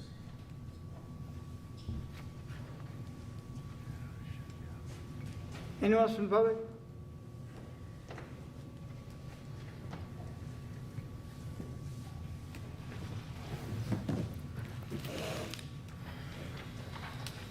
Hi, John Lord. I had some questions. I saw Ashley's memo from August, and I'm not going to get back into that whole thing, but I just wanted to ask about rec fees. They're based on the projected population of the project, and I think I saw that it was about 18,849 people, which would be an increase of about 349 people being residents of that location, right? Yeah. It's based on the population growth over time. So there's, the analysis has. Just come close before you start speaking. The analysis has the existing population of the town of Southeast, the no-build condition, which is the projected population growth within the town without this project, and then the projected population growth with the project, which, and the number of people that are anticipated to live in this project, I believe 349 is correct, and that was based on what was in the applicant's environmental assessment form. And so when you come up with a number per unit, that's based on 168 units? I'm sorry, the rec fees are, you said, $7,500 per unit? Well, the town code, it's per lot, not per lot. unit, okay? Okay. In this case, we're looking at a number, so it's not gonna be 7,500. It has to be a number between 7,500 and another number. Zero. But I'm asking about how many units. You're looking at $7,500 per, Well, again, it's Per lot. 70 per lot. okay, and the lot is 168 lots, or? No. No, it's Mr. not a Mr. Lord, lot. let me It's not a just- private, It's it's not a 70, house. the When recreation there's a fee is subdivision. based on a subdivision of a piece of property. If you got 10 acres, it's Okay. 4 acres owned, so let me say 40 acres, okay? And you get 10 lots. The person would pay us $75,000 toward rec fees, which they Okay. do currently, okay? In this case, it's not per lot because it's units. So it has to be a number between the high number and low, which could be 0. But the number of units is, 168. it's 168. Yeah, that's what I was getting at. So it doesn't matter if it's a 2-bedroom or a 1-bedroom, each one of those No. units will have to pay that amount? No. Okay. What amount? They don't have to pay, it's the amount that we set. the That you town. set, right. Right. Okay.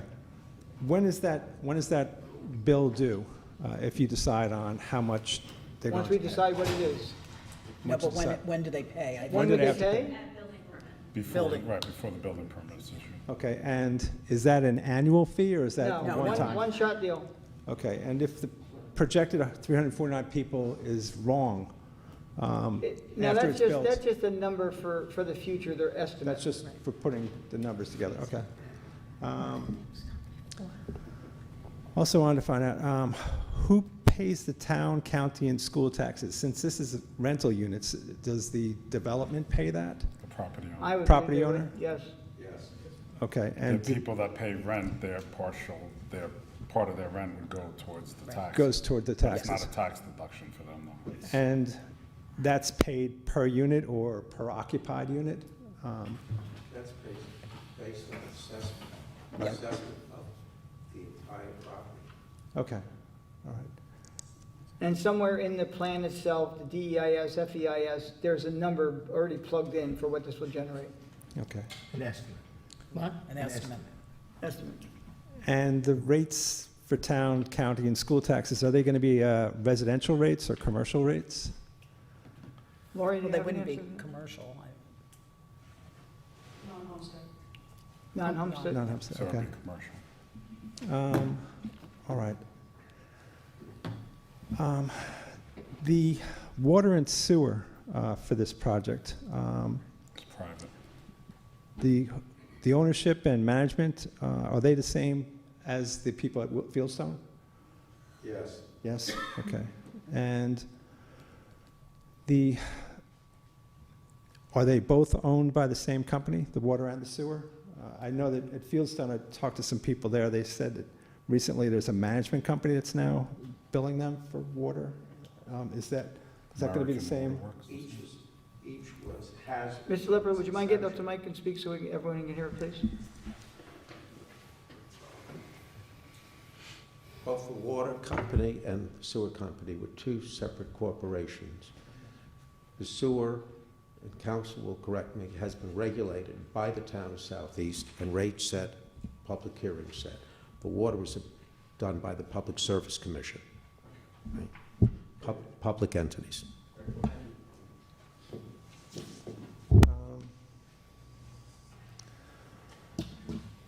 The rental costs, are they going to include water and sewer? Or are those going to be separate? Meters. I'm sorry? They're included in the rent. They're included in the rent, okay, all right. And, oh, that's good. Making it affordable, that's great. And the projection is, for school-age children, is that there's going to be 26, I think, according to the studies, for this project. If it turns out that the actual number of children exceeds that number, is there any mechanism that the town can use to get the project to pay more for the increased school taxes that we're going to be paying? No. No. No, okay. How about if it's less than 26? Oh, that What if would- it's less? Yeah, is there a way to give back? I don't No. know. I No. don't think so. There No. isn't. Okay. I don't, It's a separate I tax don't think that's entity. common, though, but anyway. No. Could Thanks be. a lot. Population's Thank you. declining. Anyone else from the public on this subject matter? Okay, did I hear, what is, what are you doing? We're going to keep this open, I assume, or not? What do we do with the recreation fees? How are we gonna do Well, that? we have to, Yeah. we're not making a decision tonight. No, That's a no. public hearing. But we'd have to keep the public hearing open, I think, Will, because we might change, we don't know what the fee is going to be, is that right? Not necessarily. No? No, people have made their point, and it's now up to the board to deliberate. Okay, I'll make a motion to close the public hearing. I'll second it. All in favor? Aye. No? Okay. I was just going to recommend that you close the public hearing, so I'm done. We read your mind. Okay. Beat you to it. Number 3 is a Veterans Cold War exemption. I'll make a motion to open the public hearing, waive the reading of the public hearing. I'll second it. All in favor? Aye. Anyone here to speak to that? Just for the record, this Cold War exemption was originally for 10 years, and now it is as long as a person lives in that house, which could be, 10, 15, or 20 years, that it would apply. Yep. I'll make a motion to close the public hearing. Is there a second? Second? All in favor? Aye. Okay, first item on the work session, discussion revised Chapter 60, Article 2, dogs. We've received some emails about a resident that has a concern about some dogs in the neighborhood. She's forwarded some recommendations to the town board. Bob, you've been involved with this, I know. I don't have any problems with the recommendations. They're going to be very hard for us to possibly enforce. Well, that's the one issue I have. I mean, the recommendations is like checking the house every 2 hours, and, I mean, how, there's no way we could possibly do that. I will, this one house in particular, the person is complaining about, the SPCA has been out there probably at least a half a dozen times, if not more. Our own dog control officer has been out there, and there's not a lot we can do. The recommendations make a little sense what the person wants, but there's no way to enforce it. So what do we want to do? No, I would like to tighten up our laws. I know it might be difficult to enforce, but if there's a real problem, we might be able to make it enforceable. But I would also like to take some time to look at other codes in other towns to see how helpful they can be to tighten things up and I make sure received the a phone dogs are call humanely from treated. Mr. Ross today from the ASPCA. He was trying to get here tonight to a meeting to speak about this. Unfortunately, couldn't do it. But he basically said that he's been there several times, and he doesn't feel that there's any problem with the condition of the dogs. He would like to come to one of our other meetings, you know, the next one before we take action, but like Tony said, he was here, he checked it out, our door control officer did. I understand the Village of Brewster Police were there. I don't know. We have someone from the public who wants to make a comment. Go ahead. Name for the record, please. Lisa Tremblay, how are you? Good. I was involved a little bit with this situation. It became a Facebook petition, and there's a lot of concerned citizens about these particular dogs. Ultimately, I have a good relationship with the Putnam County SPCA, Ken, the two Kens, and we really can't do anything about this right now because our laws are a little dated, and they really don't cover defending the animals. In a perfect world, us pet lovers and advocates and dog aficionados would, you know, have our dogs cuddle with us and walk them on leashes in dog parks, and everything would be a perfect world, but it doesn't work like that. And to enforce some of what we need to, the town of Putnam Valley did something not that long ago, and I have copies for you all to review. I know this is a work session, so ultimately the goal is to amend the code. I have copies for you. I'm a crazy dog person, so I'm really, bear with me. On the back, the second page is Town of Southeast Dog Code, which needs to be adjusted desperately. And there we go. And on this page, on the front page, is Putnam Valley's code, which adds protecting them in extreme weather conditions. Also, tether laws. Tether laws are very hard to enforce, but stating something to the effect where it must be of sufficient length to permit exercise without the danger of entanglement and to allow the dog to reach supplies of food and water. Now, do you get involved in a specific length, like 8 feet, 7 feet? So we have, from one of the neighborhoods and concerned citizens, a veterinarian, and she's here tonight, and also Ken from the SPCA that's willing to meet with you in a private session to discuss how do you amend, you know, the laws for protecting the dogs.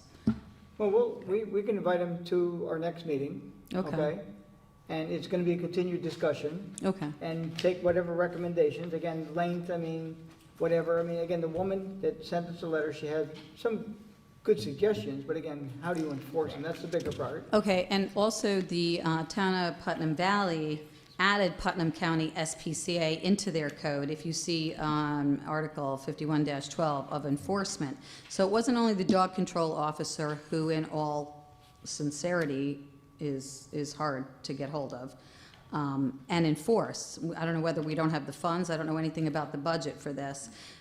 But adding the Putnam County SPCA into our code so that they can enforce and administer provisions might be a good... Doesn't the SPCA, aren't they the dog control officers for Putnam County? Yes, they have a contract with Putnam. Yes. Well, they have a contract with Putnam Valley. Putnam Valley. In addition to No. receiving- Sorry, I meant Putnam Valley. Yeah, But they do have also the And county, that's why they had to include them in theirs. right. but the county does fund them.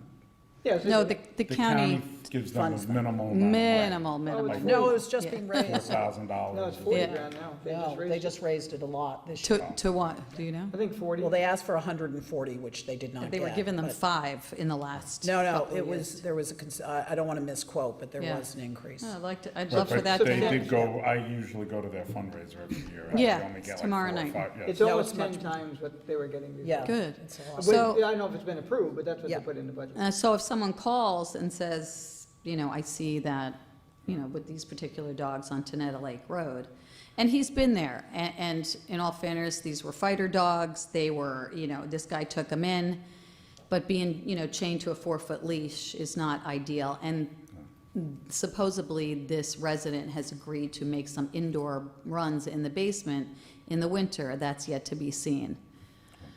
So anyway, something to But consider. Putnam Valley does have a contract separately from Putnam County with the Putnam County SPCA. Right. So that's why I'm, Almost every town does. Our town contracts with the Putnam County Humane Society. So Which are not enforcers. they're and- not enforcers, No, but and the they, SPCA acts on behalf of all of Putnam County. yeah, they do.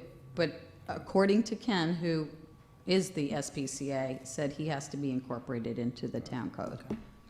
And we can ask him why. I can get a letter from him or have I'll him ask meet the town here. attorney to research that as well. I mean, when Okay. I started looking into this, when I saw the emails and the Facebook post, I was actually very upset that it turned out that nobody from the town of Southeast realized these dogs haven't been licensed in over a year, which means they didn't get their rabies shots. So when I started looking into it, I got our dog control officer to go after this guy. They did get their dogs rabies shots, which means they saw the vet, which Good- I would good for you. assume, hopefully, the vet saw the dogs and didn't think they were abused and neglected. They did then finally pay their fee to the town clerk. I mean, it's only like $8, not a lot of money. but Right. The whole idea of having a dog license is to make sure it has rabies shots. So I was disappointed to see that these dogs for way over a year were not licensed. Mm-hmm. But that condition is corrected now.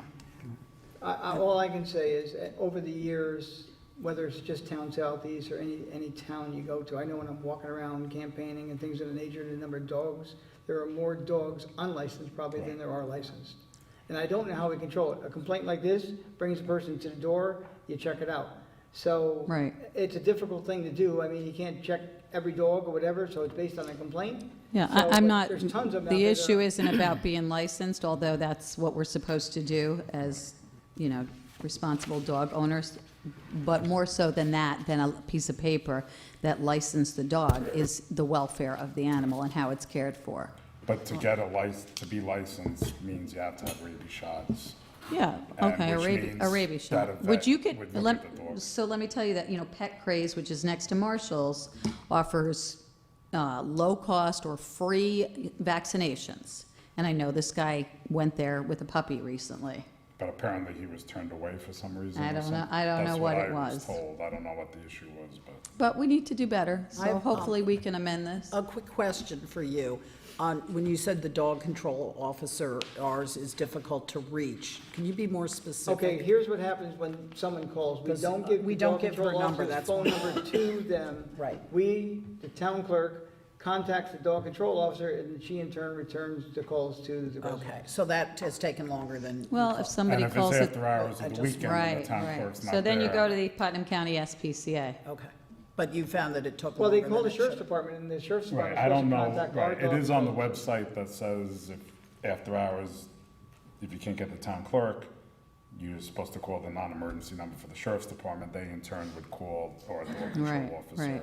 So there will be a delay, it's not gonna be immediate response. I think the goal here is to change the code, because what we have in Southeast isn't protecting the animals. And I'd be willing to look into that. and, Yeah, I would see really, what I would really like to see that, and we've got a group over here, over there, we have that. We just have to come No. up with something that, Yeah. like Lynn said, maybe we gotta see what other Yeah, towns. take do. Yeah, I mean, I think this is something, obviously tonight, I especially cannot speak for the rest of the town board, but I do think this is something that we're all in agreement with, and we want to improve our Good. code as much as we can. That's great. And we would like to see it enforceable, but even if it gives us a chance, a better chance of enforcement, I think that's something that everybody wants. So Bob, you taking that on? Yeah, I'll look into that. Okay. See what I I'm can do. here to Contact help. person I'm on here to this? help. Call. Okay. Your contact person is Bob If you, Collins. if you We'll hook find, up. aside from Putnam Valley, if you do find another town that you think is really good, you know how to get in touch with Yeah, any of you us. just email the group or? Yep, Yeah, you can perfect. email us at the town board address and we will get it. And if you could get the Ken and the Ken, or whichever Ken. Right. I Yeah. will, To- I to- will to speak to Ken, I have a communicate. relationship with him and Right. see what he recommends. Yeah. I think it's important to have a veterinarian there too. Yeah, that's- Maria Laguna, yeah. she's Yep. willing to be part of that And I would definitely discussion. take your Because recommendation. Ken sees a lot of abuse. I don't know if he agrees with having a tether law, but I think that the wording that it must be of sufficient length kind of covers maybe It's enough. subjective. Yeah, it is subjective, that's the problem. And I think, if you want my legal opinion, I think that's unenforceable because it's vague.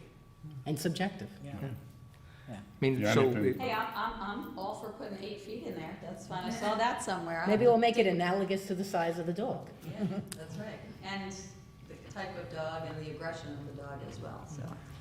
Anyway, Thank you. okay, Thank you. thank you. Hi. Yes.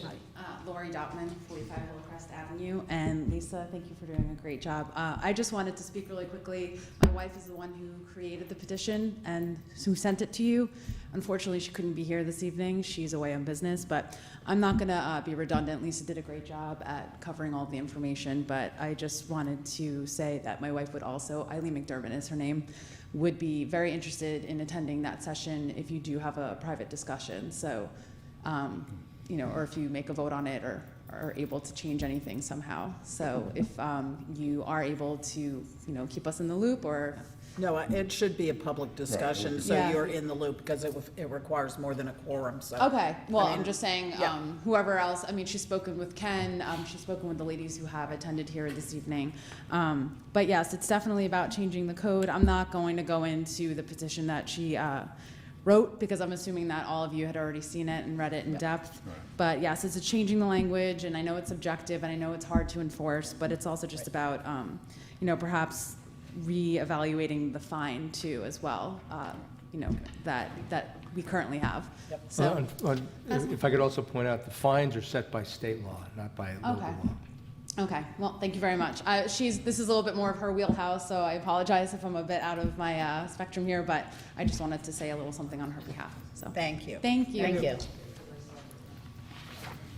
Anyone else on the subject matter? Seeing none, move to the discussion on 2018 town budget. Liz? As everyone knows, the last time we were here, I had stated that I do not think that the tax cap needs to be busted, crashed, or whatever language. Part of what I think is very important is anyone here and anyone watching, if you could go online and look at the budget, because it's important that you understand how this budget is created. It looks a little imposing, but at the end of the day, it isn't. What you have to do first is look at expenses and revenue. Revenue is created by different things, by permits being purchased, by planning board. You heard tonight there was an applicant who pays a lot to cover our engineering costs. But what really matters to everyone out there is revenue is created by taxes. Expenses are paid by revenue. How we create this budget is we look at, and if you go online, you will look at expenses, and what you'll see is that there is a line or a column for 2015 actual, which nothing is there. You have the next line or column for 2016 actual. The next is 2017 adopted budget. The next column is 2017 estimated up through, doesn't say it, but I asked our town accountant, it was through the end of August of 2017. Thereafter, to the right side, you have what the column states 2018 requested budget. So what's important is that you have to analyze and look at the fact that we had actual expenditures in a certain year, a budget which is adopted in 17, and how much of that budget have we used or not used?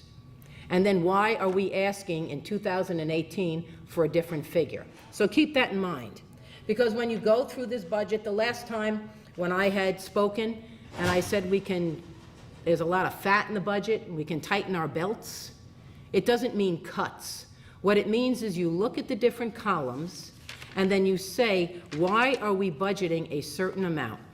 That's what you have to do. So, for instance, Tom, please, when you get there. pardon? When you get to the page, tell me.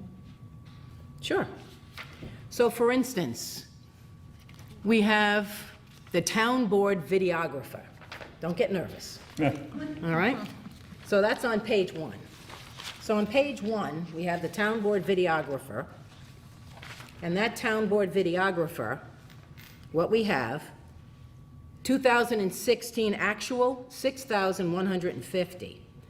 The adopted budget for 17 budgeted $8,500. Up to the end of August, we have expended $3,600. The requested budget for 18 is $8,500. No change. That's right, there's no change. But what's important is to look at the fact that through August, we've only spent $3,600, and in 16, we only spent $6,150. Okay, this is small figures, but that'll give you an idea as to, when you look at the $8,500, when we're looking to bust the tax cap, is that an appropriate figure to have the $8,500 budgeted? Or should it be more of a figure that is closer to $6,000? Because in essence, what happens is if we budget for $8,500, then that is $2,500 more in this budget, which you may have to pay taxes for. Now, that's a small piece. But what happens is when you consistently do that and you don't use the budgeted amount. So we're not going to use that budgeted amount this year, that $8,500, but whatever was left over in that amount goes into the reserves. Of course, it's a function of all of the other figures, but that's what you have to look at. That's what this is about. So when someone says, well, you're cutting the budget, I'm not cutting anything. The idea is that you're looking at the actual figures that happened in 16 and are happening in 17. So that's just one example. Can I speak to that example? Sure. Okay. Yes, we spent $6,150 in 2016. Basically, say it's the same number this year, it's $8,500. There's been talk on this board about doing additional meetings, so that's taken into consideration. It's X number of dollars per meeting, depending on how length of the meeting. And another thing too is that this, especially in this particular budget, we are going out to bid this year on almost all the outside contractors and vendors, with the exception of maybe 2. And that number, again, if it's adjusted, would be minimal. So that's how I look at that one. Yeah, except that what happens is when you're faced with cracking, crashing, bashing the tax cap, you don't say, hey, let's add services. Because when you add services, when you say we were talking about expanding services, you can't do that. You can't expand services where you're anticipating what you've said, Tony, is going to be a tax increase. Okay, so you don't do that. You don't add extra fat into the budget because the taxpayers are the ones that are paying for it. You see, the interesting part is this isn't a private piggy bank. All of you out there have got to look and see what we are spending your monies on. Because as Tony said the last time we were here, we have a contingency. We have our rainy day fund, which he quite adequately and aptly described as something that he has, and this board has, built up over the past several years. The state comptroller recommends 10% of your budget in that reserve. Because remember, that reserve has been created by your tax dollars in the past. We're using it as our fund. All right? Tony said the last time he was here that indeed he has used that in the past to cover certain items, specifically health insurance increases. So right now, if it's 10% of our total budget, it's $1.8 million. That's what it should be. We now have approximately or anticipated $1.9 million. So we're $100,000 over. So to budget this year when the tax cap is at threat, we're threatening the tax cap, is not prudent fiscally. because we do have the wherewithal, we do have that reserve. And I know what Tony's gonna say, we can't use any part of that reserve for the garbage piece, that district. We can't do that. Well, that's okay, we can't use it, but there's other ways of cutting this budget so that when you take the increase in the amount that it had to be, that has to be placed into our budget to cover the garbage, there is a way of lessening and reducing, as I'm going to continue to speak about, of the rest of the budget. It's a percentage, it's not all of it. So if you continue to look, and I'm not going to sit here for 3 hours and go over every one of these, because this is what we should be doing with department heads, and we should be sitting down together and doing this. And when I say we, meaning obviously the town board, not all together, because we need to do this in front of you. But this is what we have to look at, all of these different little tabs. But just by way of a little more of an explanation. You look also at, so that's an easy one. We have Justice Court Security on page 3. Now, the Justice Court Security on page 3, when you look at it, you have budgeted at $30,000. So it's budgeted at $30,000. Only $12,900 has been used through August 31st. But we're going to budget this at $30,000. Justice Court Security. In 16, the actual was $28,917. Through the end of August, it's $12,900. We're budgeting it again at $30,000. So that's another example. Wait, the actual in 2016 was 28.9, which is 29,000. Correct. We adopted 30,000. I Yep. recommended the same. That's $1,000. No, but estimated for 2017 is $12,900. Not estimated, pardon me, the actual that we're using. That's, Again, that is not a complete number. how is it not complete? Well, because we don't know if we got the actual bill in from the courts. Especially with the courts, the village runs behind sometimes a month to 2 months. I'm going to tell you right now, it's going to be closer to $28,000 than even if you double the Okay. number 24. Okay, but you see, this is the budget that we're given. I So know. now I'm asking the questions, you're answering the questions, well, that's fine. But let's get that figure. We can't now say to everybody, I'm going to budget to 30, even though I don't really have that figure quite yet. Because that's important. That's an important figure for us to have. It is. Yes. And matter of fact, let me just tell you another thing. Before I got here, that figure was like close to $40,000. Yeah, well, we use- $45,000. Yeah. And we saved a tremendous amount of money. Yeah, but now is what I'm talking about, saving money and not overtaxing the taxpayers of Southeast in 18. And it was a great thing because we have the shared services with the Village of Brewster, and that's how we reduced it. I understand that. Okay. But that's just another example. I Now, mean, again, if you don't mind, I truly admit I underestimate revenues intentionally. Absolutely. And I overestimate expenses intentionally because next time I'll bring a video to show exactly what happened in 2012 budget. Basically, about the same time, actually it was in September of 2012, the supervisor read off, he was $125,000 short in one line, and he was short $100,000 other line. I sat in the audience, I said, that's $225,000. That's big money. well, here's what happens, though. The trend analysis, when you look at this whole budget, the trend analysis of the revenue items are all trending downward in 2018. That's what this budget says. However, Revenues trending down? absolutely. When you look at all your revenue in here, they trend downward for 18. But guess what? In 16 and 17, they were all trending upward.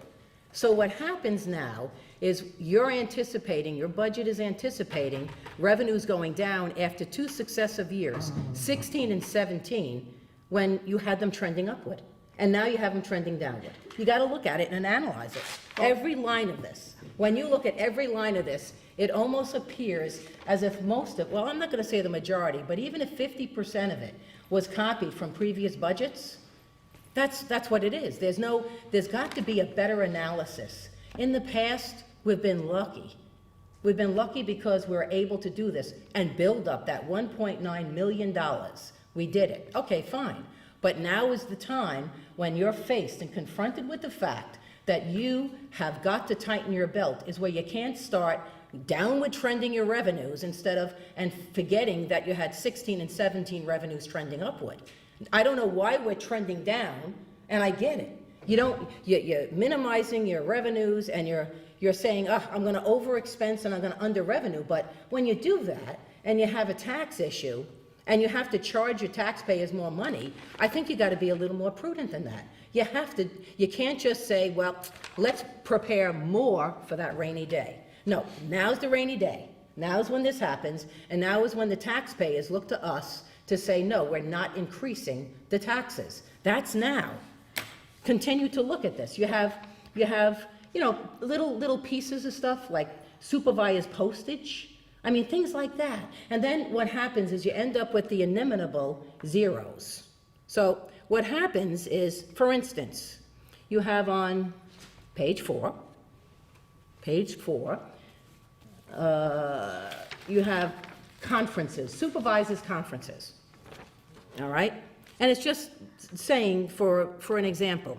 So what happens is with the supervisor conferences, you end up with conference, $500 budgeted, small potatoes, man, a nice dinner out. But for 2016, actual, 2017 to date, 0. But we still have the $500 there. Small potatoes, but I don't think Tony goes to conferences. I do. Oh, okay, but then he pays for himself. Sometimes, depending on what the item is, but you have to understand, if I take out 1 penny from this budget, and it's not 1 penny, because you're mentioning some 30,000, you're talking this number, that number. Yep. With the way the tax cap is today, if you remove any item, and I'm telling you since I got here, and the tax cap came in, because it actually came in about the same time I did, if you remove it, how do you replace it in the future? Raise taxes. We have been, for the past 5 years, this is the 6th year now of my budget, and we have been like this. The town's employees have received everything they wanted as far as materials, computers, which they never had before. Everything is fixed here. Correct. Everything is going just like this here. The only reason we are busting this tax cap is because the garbage contract came in at $400,000, something beyond our means. If it wasn't for the tax cap, I don't believe we'd be having this conversation today, because I would budget that money. I've spent over $890,000, which is about $150,000 a year. Sounds like a lot to start. $150,000 by using those reserves. Okay, so here's what happens. We end up having to bid on a new garbage contract. We took the lowest bid, and we did that way back when, all right? We now know, back then, how much this is gonna cost, correct? But what happens is we have no information about how it's going to impact. How is this going to impact our budget? And maybe when you have that information, way back when we did this, then you can look at your spending throughout the year. A budget isn't something that, or spending isn't something that you just say, here's the budget, that's it, I'm gonna just do something with it. It's a living, dynamic budget. So what happens is we now know, way back when, that we're going to have to suck it up because of that amount of money, right? We couldn't change anything. No, you could. It happened, because it happened after we had the public hearing on the budget. Absolutely. Tony, you have to please just listen. What I'm saying is, when we spent during the year, we should have we should have told the taxpayers, hey, guess what? This is $400,000. I don't know if it's $400,000 over more, but this is going to be $400,000. And by the way, we're $40,000 under for 17, because guess what happened? We had to pay more money in 17. Well, we should have not only known about that, we should have known about the impact on this budget. So then we could have looked at some of the items you have here and prepare better. So for instance, we have here, this is snow. I see our highway superintendent is here. So here we have snow. Let's look at the snow removal. So we have a snow removal. Liz, what page are you on? I am now on page 68. Okay. So we have on snow removal, actual for 16, actual, $215,359. The 2017 budget, the budgeted amount, was $329,510. Up to this date, we have $176,12.12. Haven't checked the Farmer's Almanac lately, but I'm hoping that we don't have a snowstorm the rest of October, November, December, but who knows? So what happens is we then have over here for, and that's snow removal supplies. So we have 329,000 budgeted, again. So snow removal supplies. Well, apparently we didn't use the 329,510 up to this date. And we all know it's probably not going to snow, hopefully, the end of October. And maybe the best chance would be late November through December. What I'd like to know is with those snow removal supplies, if we've now rebudgeted it, why don't we buy supplies now using the 17612 and reduce the snow removal supplies budgeted, requested budgeted figure? Right then and there, and when you look at the rest of those figures, look what you have. You have 215, you have 47,605 actual for 16. You have 2017, 130, and estimated, this is for snow removal overtime, right now, up to this date, 62,071.06, yet we're still budgeting for 120 in overtime. So what's happening basically is when you don't use that money, it goes into your reserves. To the highway reserve, yes. Yeah. Not our reserve, the highway reserve. The highway reserve, exactly. No, that's not ours. Well, okay, it's the highway reserve, but it's part of our budget. But you can't, I mean, to mess with even snow? No, what we're not messing. What we're doing is we're saying that right now, we have the ability, right now, snow removal supplies, all right?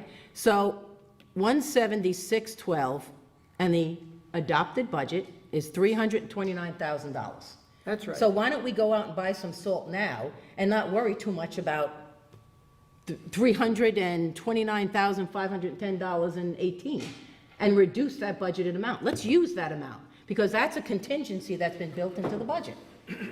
So why don't we just buy the salt now?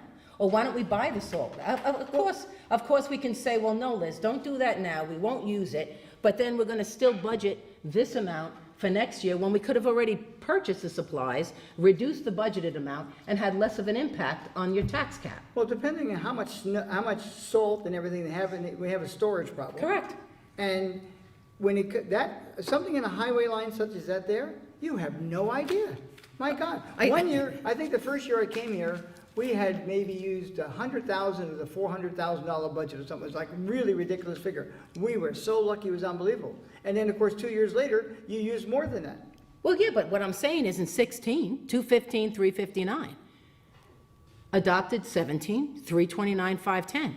Up to this point, 170, 612. I'm just repeating the same figures. What I'm saying is you can't, in my opinion, use taxpayers' money because you don't want to take a chance when you have the money budgeted right now in 17. The money is waiting it's taxpayers' money in a bank, collecting interest, and if there's a need for that money, it's there. Yeah, well, but that's not the point. You don't want to say to the taxpayer, you've got to pay more in taxes this year because we want to still keep that money in the bank. No, you can't bank taxpayers' monies because it's not like, you're not banking monies. What are you banking the monies for? A contingency like this. This is what it is. We're going to charge you more taxes and break that cap. That's what we're going to do.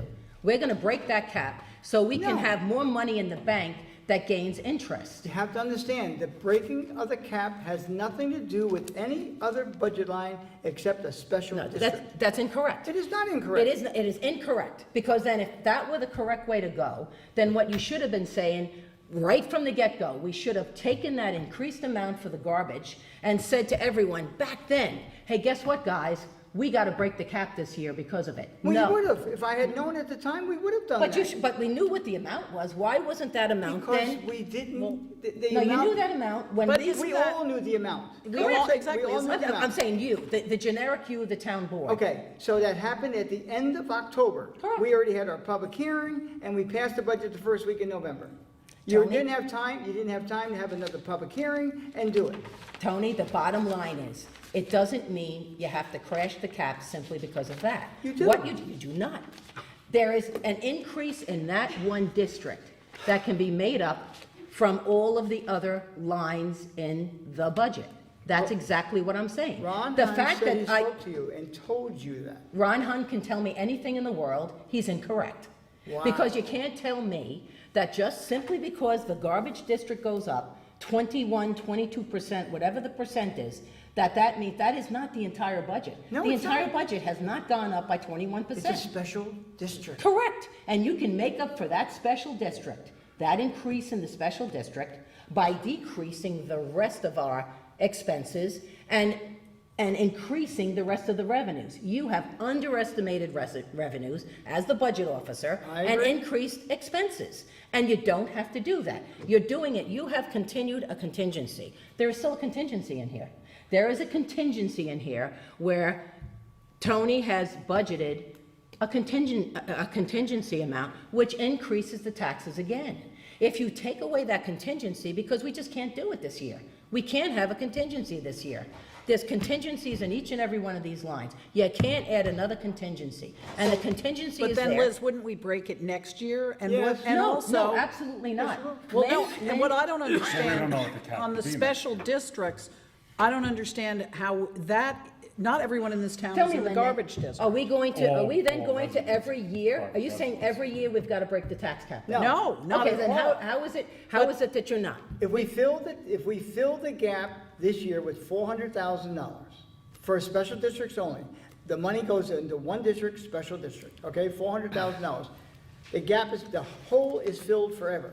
If you can't fill it with contingency, and if you did, the $400,000, you haven't solved the problem. You took not $1.8 million or $1.9 million, you take 400, you're down to 1.5. Next year, you gotta use $400,000 to tap it again. If you charge the taxpayers now for that, you fill the gap, it's done. How do you fill the gap? It's done, you got real money. Tony, you're the one that said at the last meeting, I believe it was, I have the minutes here, that this is going to increase every year. Yeah, 60 grand. Yeah, exactly. So I it's can- increasing can- every year. If we put $400,000 in that account this year, next year, we're $60,000 behind the hole, okay? I can make up that $60,000. No, we can make up the 60,000 now. We can make up everything now by just looking at this budget and tightening your belt. That's what you can. You can't take apples and you're Okay. mixing with oranges. There ain't no apples and oranges. There is. I have, so what happens is you have 16, nothing, 0. 17 to date, 0 on several of these lines. And then there's still a budgeted amount. That totals $71,870. $71,870. You have other spending. You have spending where in 16, the amount was not 0, but not a lot. You have a high budgeted amount in 17. Actual to date is a low amount, yet we're still in 18 budgeting the high amount. When you look at these savings and you take a hard look, which we don't necessarily have to do, we can take a less than hard look, you're looking at over $1 million that we can save by tightening our belts. And I asked Ron Hunt how we get these monies back in. I did. He said, oh, sure, you can still put them back in. The point is we don't have to eliminate the 1,107,983, but we have to eliminate at least half of that. That's what we have to do. You can put them back in. You know how you do that? Raising taxes to put it back in the budget. No, because you didn't have the right to have it in there in the first place, because we're taxing people on it.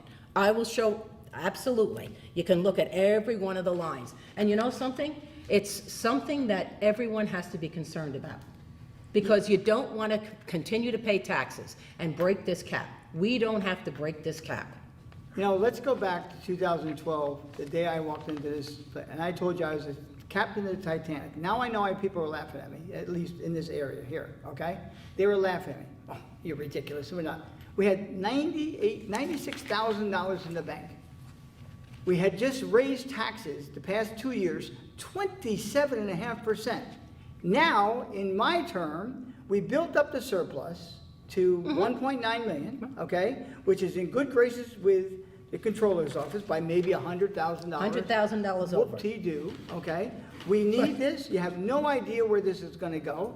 I can't believe I've done what I've done, and I'm getting beat up for it. I'm not getting beat up. What Oh, I'm saying, I most certainly think I am. Tony, I'm you telling take everything would too Would personally. you rather have $196,000 in the bank and no surplus, or have $1.8 million in surplus? No, what I'd like to do. And the taxpayers never broke the tax cap once in all those years. I honestly don't know how I did it, but I do know how I did it, because the day I got in there, I implemented a whole bunch of things, and it changed the world. Correct, but you And now you have, wanna destroy you it. have the 1.9 million. No, Tony, I'm not destroying anything. You're destroying You're not that far off. What you're telling everyone out there is we have to bust the cap, and you yourself said that you've used that surplus in the past. You've used it for the past 6 years to the tune of $800,000. Yes. That's my recollection. 890. So it has been Yes, used. I And what admit you're it. saying is this year, we're not going to use any of it, and I know you can't use it for the garbage district, heard it, but you can use it for the rest of the budget. Yes, you can. Yes. But then how do I put it back? What do How you mean, do how do you put it back? You're now saying you that, take- you're now saying you're doing this you're doing this right now, so then all the subsequent years, we don't have to do this. That's what you're saying, correct? You're No. saying, let's raise it, this is it, 400,000 erase, don't worry about it, and everything is fine. I look at it, if I'm gonna climb that mountain to get a bucket of water, I'm not gonna go up and just fill it halfway, I'm filling it the whole way. In the past 2 years, like I told you early on, health insurance went up $200,000. You used the reserve for that. And whatever the numbers were, okay, we paid it. Again, we would not be here tonight discussing this because I don't think anyone would have a problem where we're at, what we're doing. It was a garbage contract that did it. I would use the reserves. I'm not gonna, could I take $300,000 or $150,000 to balance it? But I want that money because coming down the road, next year, $60,000 for garbage at the minimum, which has to come from that one account, okay? Now, contractual obligations to our employees, it's $100,000 next year, okay? You take $100,000 out now, or 300, whatever number you want to take out, where do I get the money? But what about revenues? Tonight, we're having this big discussion as to whether or not we should have Barrett Hill. Yeah. We've had previous discussions about Crossroads, but where are we building up our revenues? That's a tax base. Well, one of it Those is by tax- paying recreation fees. Well, that's If up they to- pay, if they pay the higher fee, that's revenue we need for this town. Correct. If not, where do we get the money to do it? Correct, but if you overtax or you if you overassess it, then they wouldn't be here. That's not overassessing, that's not overassessing. Well, what, whatsoever. at $7,500 a unit? I didn't, no, we didn't Okay, say fine, 7,500. fine. We're at 3,500 maybe. So- It could be 7,500, and they came in at 1,500. So your bottom line is, part of this budget, remember, Tony just said 300,000. Part of the budget is $150,000 in contingencies, right in here. Drop that right away. Drop that. You have 150,000 in contingency. You have it here. Which one? Wait, hold on. The contingency, right here, page 17. I don't know, it says 50,000 contingency contractual, sub-contingency contractual 75,000. That adds up to 125,000. Okay, so, oh, Jesus, now I know what you're talking about. You mean tell me we shouldn't have any contingency? Correct. When I got here, we had no contingency. No, we have $1.9 million, No, Tony. no, You can't no. add contingencies in a budget when you're talking about breaking the cap. I put contingency every year. I know you do, but you can't this year, because we're can- busting the cap. I cannot believe this conversation. Well, I'll tell you I what, can't believe it You either. guys knock yourself out, but I'm gonna tell you right now, every dollar you take out of this budget, whether it's revenue and increase it, I've watched it happen before. I'll play the video at the next meeting. I wanna show you what can happen. I was not here. We are short $125,000 in revenue. That is real money, okay? No, what's We're real off- money We're is- off 100, no. If you project revenues, which I underestimate, in the past, they've overestimated. You want to go exactly what to the number is? I'm telling you, don't even think about doing it. You're going to do it, and I'm going to have to live with whatever you do. The public's No. going to have to live with whatever you do. Well, let's ask a but I'm taxpayer, do you want to break the tax cap and add all of this money when we have the ability to trim this budget? You can trim the budget, but it's not going to help the tax cap because it's a special district. No, But you say but that's Tony, wrong. it's a special district, is a piece of an entire budget, isn't Yes, it? yes, it It's is. a piece of the budget. But what broke the budget was the piece that you can't tax the people for because the people in the village don't do it and commercial properties don't do it. No, but you can. You can, because that's part of the budget. You keep on saying, I mean, if that were the case, then forget it. Forget it, everybody. The next time we have a garbage contract, forget it. Every time we got a tax. No, we have to work this budget. It is not that simple. Oh, that's it. Do it. Raise the flag. Do it. I am gonna do it. I realize you're going to. Thank you. But I'd like to mention, because I thought we were kind of at assignments, and we were trying to look for savings, other savings as well as There's not lots of cutting. savings in here, Lynn. I got a lot of savings. I got the savings in what you're gonna bring up as far as the health insurance. I got it. I got all my savings in here. And I wanna know what all the health insurances are for, because we have like $300,000+ for that with no explanation. So let's talk about it. How about, okay, let me answer that one quick. I don't want to say the number because I don't know it offhand. The health insurance is for 39 active employees, $735,963.54, and retired employees, 26, at the cost of $258,540.20. Total cost just under $1 million by $6,000. How's that? Perfect. Yeah, I thought so. Right, and in the past, another thing I you've taken money out of the reserves to pay it to the tune of $890,000 over the past 6 years. What am I gonna do? Oh, I think it's a great idea, Don't because we forget- didn't break the Don't cap. forget, when Tony Hay came in here, we changed the structure of how much the employees paid. When I came in, it was like nothing for individuals, and I think it was 20% for, management employees and all the employees. I found out they're only paying 10%, so I got a bundle of money right then and there, okay? And now the new employees, when they're coming in, paying 25%. I looked to the future, we corrected the problem. It's not, it's a problem based on what happened in the past, but I sure held it. But what you did though, is you looked at the budget and you said the budget can't take these expenses, and you changed it. And that's a good thing. And these are And now good we have to things. look at this budget again. These are good There are repetitious figures in this budget that it's almost like it was just copied. It wasn't anything, it's like even though in the past, and when you look at the historical figures, it doesn't sustain it. Because you can't, when you move forward in the future, because it is a ridiculous tax cap number, how do you justify raising taxes in 2 years, 27%? And in 6 years, I've raised it 5 and change. Tony, you did a good job. I We can't just gotta work harder. I can't get That's over all. I have to work harder? No, we You gotta all have to work You gotta harder. work with me, because I got us to where we are, and I'm telling you right now, if you start removing any kind of revenues, increased revenues, decrease expenses, you're gonna put us where we used to be. or Well, close. what we're gonna, And again, thank God I have enough money in the bank that you're not gonna make it go away not gonna happen overnight. No. But Can you imagine? I'm gonna be right in the future. So tonight, ladies and gentlemen, I'm wrong, but I'm gonna tell you right now, 5 years, you're gonna say, geez, I wish that guy was back. You know something? Tony's gonna probably be here in 5 years, and then you know what's gonna happen? It's gonna be, well, heck. We'll be That rich. night, I really didn't think I thought you were wrong, but you weren't. That's the point, Tony. This isn't like me against you. It's everyone working the world together against to me right look at this budget. The way Lynn used to look at the budgets and go line by line by line. That's what we have to do. But I And this is a still look at the crisis. budget, and I agree with Tony. I mean. I figured you would. Well, I don't, you might, but I don't agree with him on everything on this budget at all. But what I would hesitate to do is second-guess the highway budget, because I know what storms can do and what problems we can have. But you understand what I said? If you right now have budgeted figures for supplies, and you're not gonna use it this year, why not use it this year? Why not use money that's budgeted this year and then reduce the budgeted Because amount then for you've next year? reduced it so that the following year, if we have a hideous winter, the following No, year, no, then no. you're gonna have to raise But it back if we're gonna purchase supplies now, you're not gonna have to purchase it for the hideous winter in the following year. But the following year you will. It's No, gonna no, catch you won't, up with because you. you're going to have it.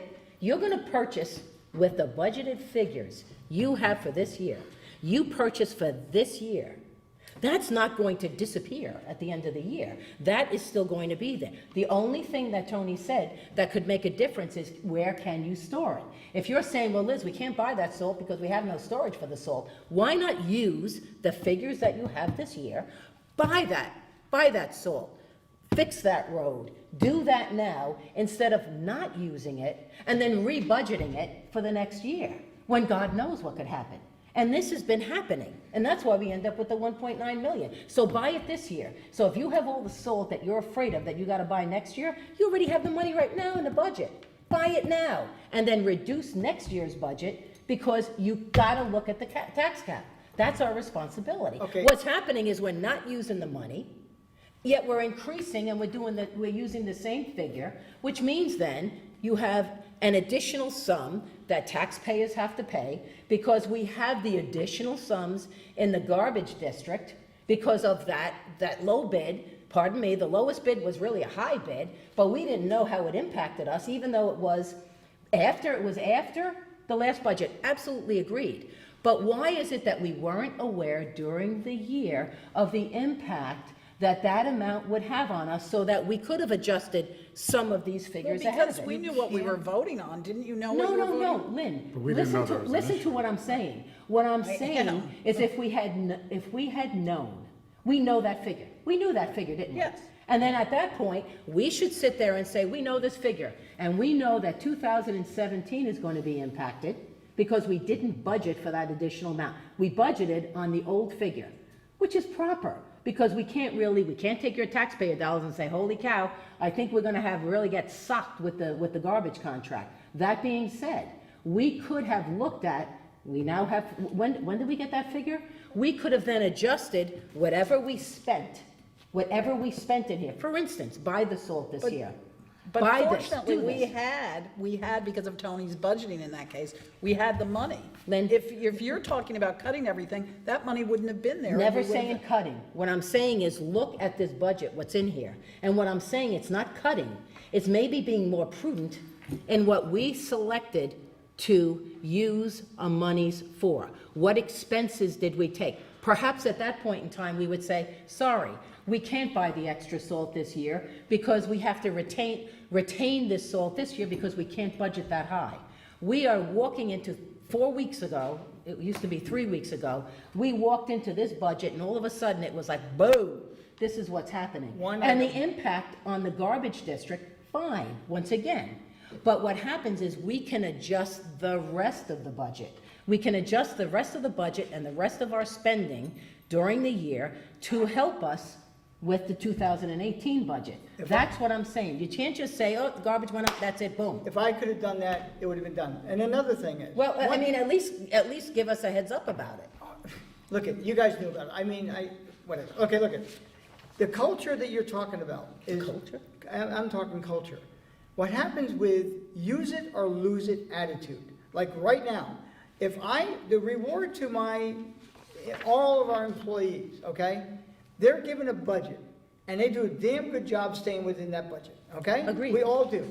So we put the same money back in the next year, but if you tell them, if you don't spend it, you're not gonna get it, they'll spend it. No. And No. That's Yes, not what they I'm will. saying. No. Yes, they will. If it's in their budget, they're gonna spend it. But when I'm here, they know better than to come into me and ask for something they don't really need or whatever. They're not gonna use it because they're not gonna lose it. But now, they're gonna lose it, and I'm not sure how you guys are gonna put that money back in without breaking the tax cap. Forget the garbage district, have nothing to do with it, because for every dollar you take out of here, it's gonna be less that could be in the reserve at some point in time. That will start dropping down as time goes on. The only good thing is, we have enough money in the bank to make myself probably look good for maybe 3-4 years, but I'm telling you right now, I'm looking further in the future than that, and maybe I'm too much of a look to the future than worried about. Well, no. A couple of things is, we don't know what the tax cap will be 2019. Hopefully, we'll have more taxables on the tax roll in 2019. And hopefully some of our expenses will be reduced, such as the solar farm, which they're starting to build. And we might have more revenue. And we'll have more revenue Correct. because hopefully we'll have more taxable. Right. I just heard tonight, how long to build Barrett Hill? I mean, that's gonna be revenue. Right. I mean, that's the point. And we Well, don't it's- know what else we're getting. But there again, you're talking about revenue at the town level, which is the lowest level, but people's school taxes could increase. And I Well, don't not want to if get it's into other people's to subsidize those new kids in the district. So we need to be consistent and tell people the truth. And that Okay, is the truth. 2013, the tax cap was 1.17%, which is about $140,000. $140,000, okay? 140 tax cap. 1.56 in 2015, 0.73 in 2016, 0.68 in 2017, and this year, thank God we got a little relief, it's 1.84. We don't know what's going to happen in 19 and 20. I'm saying, don't touch this. Leave it the way it is. There's been absolutely no problem for the past 5.5 years. Why are we going to create problems now? Because you're It's the saying garbage that you're contract. busting the cap. I'm You not can't do doing it. it. The We have garbage an is doing it. obligation to do it. It's not just the garbage. Oh, it is. No, it isn't. Yes, it is. It is not.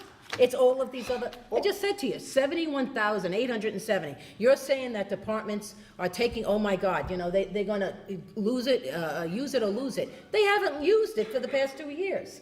What are you talking about? They haven't used it in 16 and they haven't used it in 17. $71,870. They haven't used it. It's just in there as the budget. That $71,870 will increase our reserve. So maybe we'll have $2.2 million. Now we're gonna have $2.2 million, but all of you are gonna spend more money in your Oh, taxes. no, we're not gonna have more now, because what you're gonna do, you're gonna start reducing it fast, but not fast enough, you're gonna make me look bad, but I'm gonna tell you right now. Absolutely, they're not using Yes, anything I'm fast. telling you now, ladies and gentlemen, you come back here in 10 years and you see where this is. I'm looking to the future, we're looking to tomorrow, and that's the wrong way to do it. No, I'm looking to the future because you are not optimistic enough to look to the future. Everything is right now black and white in your budget, in the budget that was prepared. And what I'm saying is accepting the budget that you prepared is not doing a service to our townspeople. Oh, I don't We agree. have to look at this. Don't agree. And No, by I the know way, you don't. and again, I know you poo-pooed the fact that we're gonna possibly lose the Metro North station, $250,000 in revenue, starting in 2021 budget, no, 2020, so last year, the 2021 budget, that is $250,000 a year, and if we have this little bit of reserve that I got going forward for the next 3 years, we might be able to use it a little bit, but I'm telling you right now, you're going about it all the wrong way, and I'm not gonna argue anymore. You continue and do whatever, but I'm gonna be not a happy camper. Could I just bring up healthcare, because I do think, Well, she said she was gonna deal with it. What's your healthcare proposal? Well, I have to first get all of the figures that you're explaining tonight because you didn't provide us with the background figures. What do you mean, what background? No, the background figures for each and every piece of healthcare. I think, you know what it is? Let's just throw the cards on the table, and this is very important. I didn't do The it. point with the You can't say healthcare is that I am a full-time elected official, and when I was elected, I had an option to take healthcare, and I did.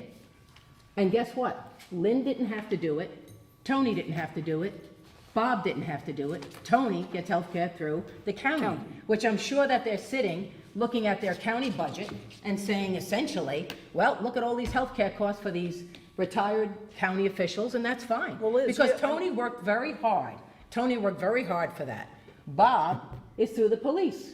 He worked very hard. Lynn is private. But when I it came would up. save me money to take the towns. I don't do it because I consider myself, I have our schedule of hours I know, here. and We're not Lynn, full-time. you always get made a full-time point of pension this. credit. And what I'm saying to you right You get now, full-time pension credit. No. I believe you do. and what I'm saying to everyone No, right less now, than 10 years. is this was offered to full-time elected officials, and I took it. And guess what? I am a full-time elected official on the books, Kathy Croft, and I'm telling you that right now. Go look up what we are with the state. They are, We are. even with the county, We the are. legislature do not work full-time, but they're considered full-time Full-time. employees. How do you like Same with that? the judges. It's just what it is. Okay? Now, let me, So the bottom line is, that's what it is. Do you And if that's, consider- and if that is what we need to do, because that's why it basically comes up in the last meeting, the meeting before, and yes, if that's something that the costs have to increase to buy it, or I drop it, then fine. But you know something? It is the least of our problems in this budget. That's what it is. Well, So you it's- can rest assured that you don't have to worry about It's that not anymore. the least. If Sure it is. everyone took it, it would be $124,453.44. I believe it's $17,000. No. what? So I now, got I'll the- show you, no, I'll get my Comment. W-2. Wait, when you say 17,000, what's 17,000? What the town pays to have health insurance. For one That's what it person, is. for one Correct. person. Well, she's saying. For a family. 80,000. Oh, no, that's not true. You're wrong. For a Sorry. family. I'm talking Well, about- why don't you, look at my W-2. Well, just don't show me the whole thing, just show me that one line. Well, I don't know why I wouldn't show you the whole That's- thing. You do the well- budget for my salary. I'm saying, look, on here, you're saying that? Yeah. Well, okay, look. Well, wait, That's I- not the number. I want to Okay. just say, though, if we can run, we can all say we work full-time, because that's do. in I know you do, and that's in the code, that's what it says, but does everyone know how many hours you really work, and are you really full-time? And that's just a question you need to, whether I they- get the technicality. But Lynn, what it basically is you're saying about the healthcare because of this. And this has been your bailiwick for No, quite some I have time. not asked about this until we've run into this problem this year of breaking the tax cap. Exactly, I've I brought it agree. up for years. I agree, and I'm agreeing with you, and I'm agreeing with you to the extent where I want you to look at the rest of this. I want you to look I at the rest of the have, budget. Liz, I've got the tabs too. Good, I've okay, been so looking let's sit through it. down together, just me and you, Okay. and we'll look at our tabs together. Because we I'd be can't happy have to. more than more than Right. 2 people sit down and look at our tabs together. But let's look at our tabs together. Because I- I agree, and you have always been fiscally responsible, and I'll be darned if I think that you're gonna break this cap without really, really looking at what I've done too. And I have been looking, and Good. I've spent the part of this week calling Verizon, and these are nickel and dime small things, but No, I think, that's important too. If we're gonna tighten our belts, that means tightening our belts. Correct, I agree 100%. Now, let me just clarify a couple things. When I was with the county, I had my own business, I had health insurance, I got there. I had no idea how much the job paid, I had no idea. I got there, I'm signing forms, what's this for, health insurance, what's this, glasses, what's this, dental? And after about 2 years or a year and a half or something, I realized that I wasn't paying anything for it. And I made a movement, which the management didn't like too much over there in the county, because managers didn't pay, and I felt that was so unfair. Why would maybe 500 or 600 employees in the county, 400 CSEA workers, and, CSEA, if there's Teamsters, whatever, they were paying health insurance, but not one manager paid. I thought that was ridiculous. But I am We all paying. pay. I'm just are telling, paying. but she mentioned the Okay. county. I'm just gonna Yeah. tell Oh, you okay. what I did. I basically made sure that everyone paid, and everyone did it fairly. And again, I think we have a good thing here now. Everyone pays, new one coming in. If a new town board member comes in, a new judge comes in, they'll be paying 25% where they're paying 20. I did put forward a proposal at one point in time for the health insurance. It's not that I agree with Lynn, because if you remember, I put it forward like as soon as I got here. It did not fly here, it flew up in Patterson. And when I made the proposal here, I grandfathered all the people that were in the system, everyone that was in the system. But anyone new coming in would not get it. And she's got numbers saying whatever, but the bottom line is when you are a judge, or you're a town board member, or you're a Putnam County legislator, you are considered full-time even though you don't work full-time. Okay, so anyway, now, Will's gonna send out a memo to all of us that you have to have these numbers in by a certain day. We're gonna have to set a public hearing for this here, so you got a lot of work to It's do. already set. in a short November period of 9th. time. November 9th. It is? It has to be in by the November 9th. Wait, we set a public hearing already? No, No, but It's gonna be, that- you're gonna set the public hearing tonight. Yeah, we're gonna set it It's on the tonight. agenda. It's on the agenda. Did I do that? We didn't do it yet, but we. Because we're not there yet. When we set the meeting dates. Thursday, But- November 9th is the public But hearing. I think the point Are that we meeting Tony's on trying to the- make is I sent out a memo Yes, you did. which detailed what the town board has to do with Yes. his tentative budget. You have to present a preliminary budget with the changes noted, and you have to take a vote to change whatever it is you're gonna change. And then, once that is adopted, it's filed with the clerk, becomes the preliminary budget on which we have the public hearing. Yep. And until the public hearing is adopted, that can't be changed. It can be changed after the public hearing, believe it or not, except for salaries. Can't change salaries. Okay. So our meeting on the calendar is the 2nd. Are we not having a meeting on the 2nd, or are we meeting on the 2nd? Are we done we're done with this part of it, do you think? Yes. Yeah. Okay. So we're gonna go into the regular meeting? Phew. Okay. Yeah, now I lost my damn agenda. John has something to say. Oh, We we don't, don't, it's not time to recognize the public. Well, we did it No. for the dog. well, it's a work session. It's a work It was a session. work Yeah, I just session. wanted to ask, is there first I want to thank Tony, thank you for your efforts in getting us to this really healthy financial position. Not anymore.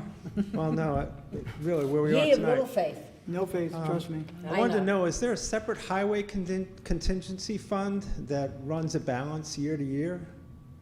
Yes. Do you know what the amount is now? How much is in it? There's more than my budget, but I don't know the exact amount as of Okay. today, no.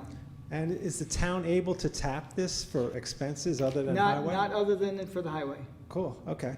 And what special district pays for the garbage contract? The town. The town? Every commercial properties and the Village of Brewster do not contribute toward that fund. Okay, so, And apartment houses and so more than everybody, two-family. everybody's tax Not bill necessarily. is figured out based on where they are. Two-family? Yeah, two-family and above don't pay. I don't know. You that. wouldn't be charged for Is for garbage unless Three- you're three in the family? district. Right, more than two-family. Okay, that's- it's considered any commercial property or, I mean, there's very few of what Bob's mentioned, so I Well, don't know. like, yeah, the apartments at Over on Houston. Stonecrest and Houston and. Yeah, Husted. Husted, So yes. you're paying the garbage contract this past year. It was a special district, but It is a special district. Matter of fact, today, last month was the 20th anniversary of the creation of the garbage district in the town of Southeast. okay. We had a big birthday cake for it. So by paying for it, that's not a problem, paying it out of the contingency fund this And past that, year? we can't You pay. can't I use the took- general I- reserve what I- fund for What- that. what I you did- paid, I paid the difference between the two. We had a reserve in there. Okay, There's no longer a reserve in our surplus, or whatever you call it, in the garbage district. We used every penny this year, I did, to balance the budget. I don't know if they're gonna change it. Every penny that was in there, we used to balance the budget this year, and 40,000 is being put from last year into this year's to replenish the fund. okay, so we really shouldn't be paying the contingency or paying the garbage district from contingency funds? We We're can't. not. No. Okay.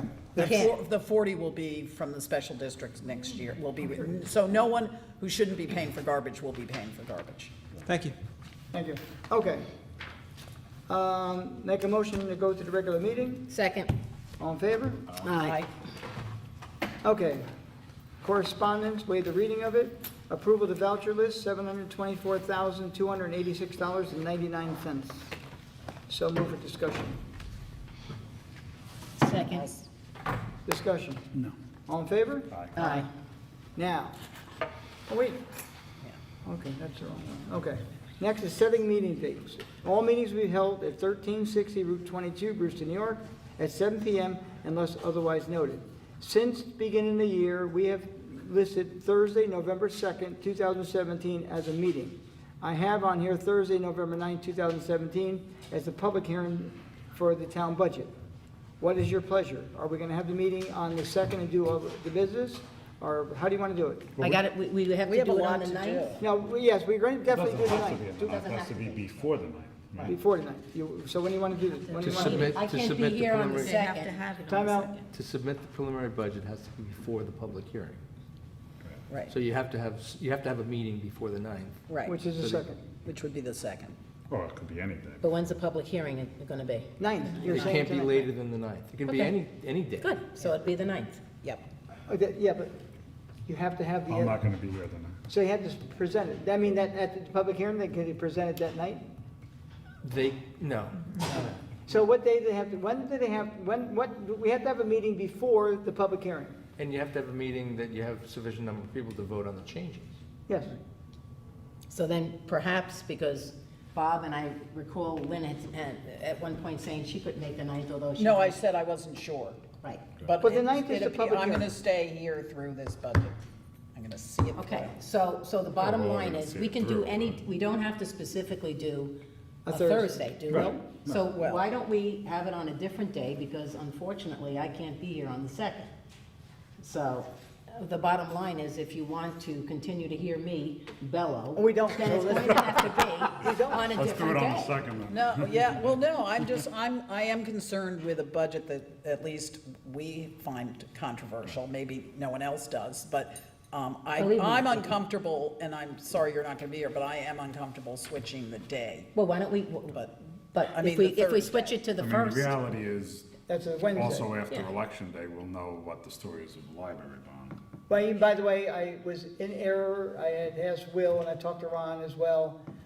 Because we're not gonna actually, we can't collect the revenues and even though they voted for it, we can't put it until the following year. So the following year, guaranteed, ladies and gentlemen, we're gonna break the tax cap if it again. passes. If it passes. So just be forewarned. Oh, so it could be 2 years Okay, in a row. But that would be up to the public to Yeah. decide. If they vote on it, And so same be with it. the garbage So, contract. so once again, if we have the meeting on Wednesday, November 1st instead of the 2nd, what would be the harm? None. None. Okay, so why don't we have it on the 1st?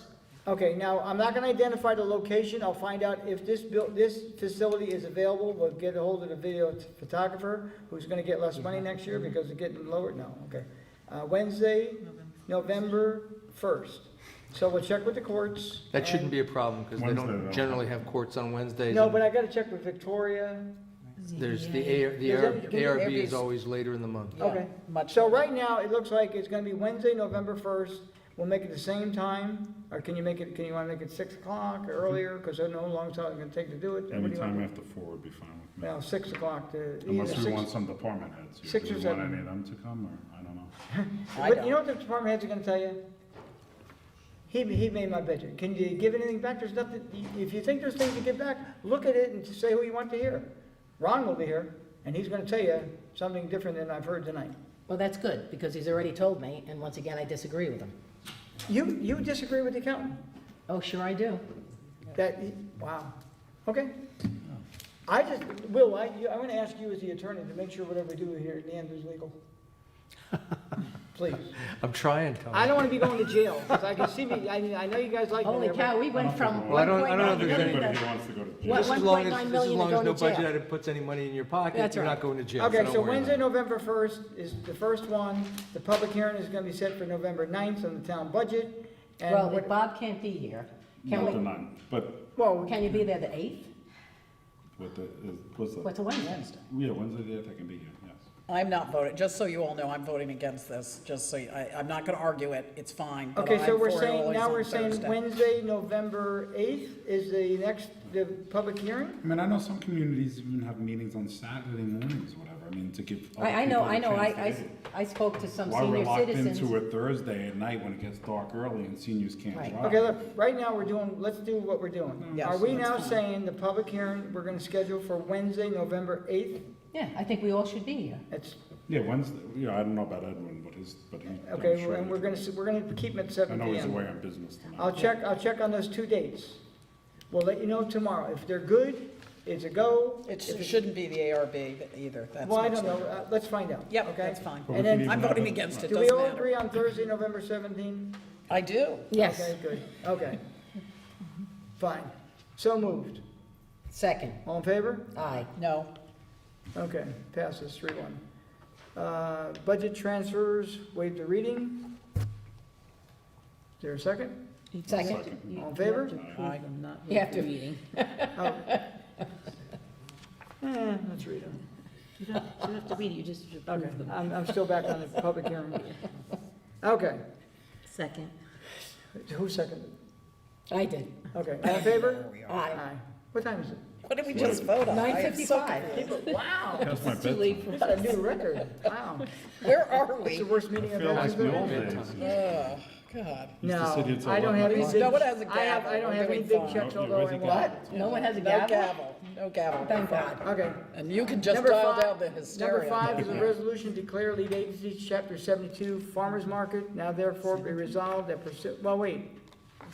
Oh, this is for secret, so. Yeah. Is resolved that pursuant to 617.6, small b, 1 of the State Environmental Review Act, seeker, the town board of the town of Southeast hereby declares itself lead agency for the purpose of seeker for the unlisted action. So move for discussion.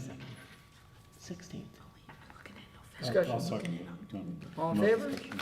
Aye. We, if I may, we have, It's the 16th. it's the 16th, Thursday, November 16th is the Thursday. Thursday, wait, where am I at? Good, Wait, good. no. November 16th. November 16th November is a 16th? Thursday, Yeah, not the 17th. not the 17th, that's a Friday. Okay. So that would be the regular monthly meeting of. Yes. And also presumably the day that we would adopt The budget. whatever budget is finally. So we have to redo that resolution? I'm still voting now.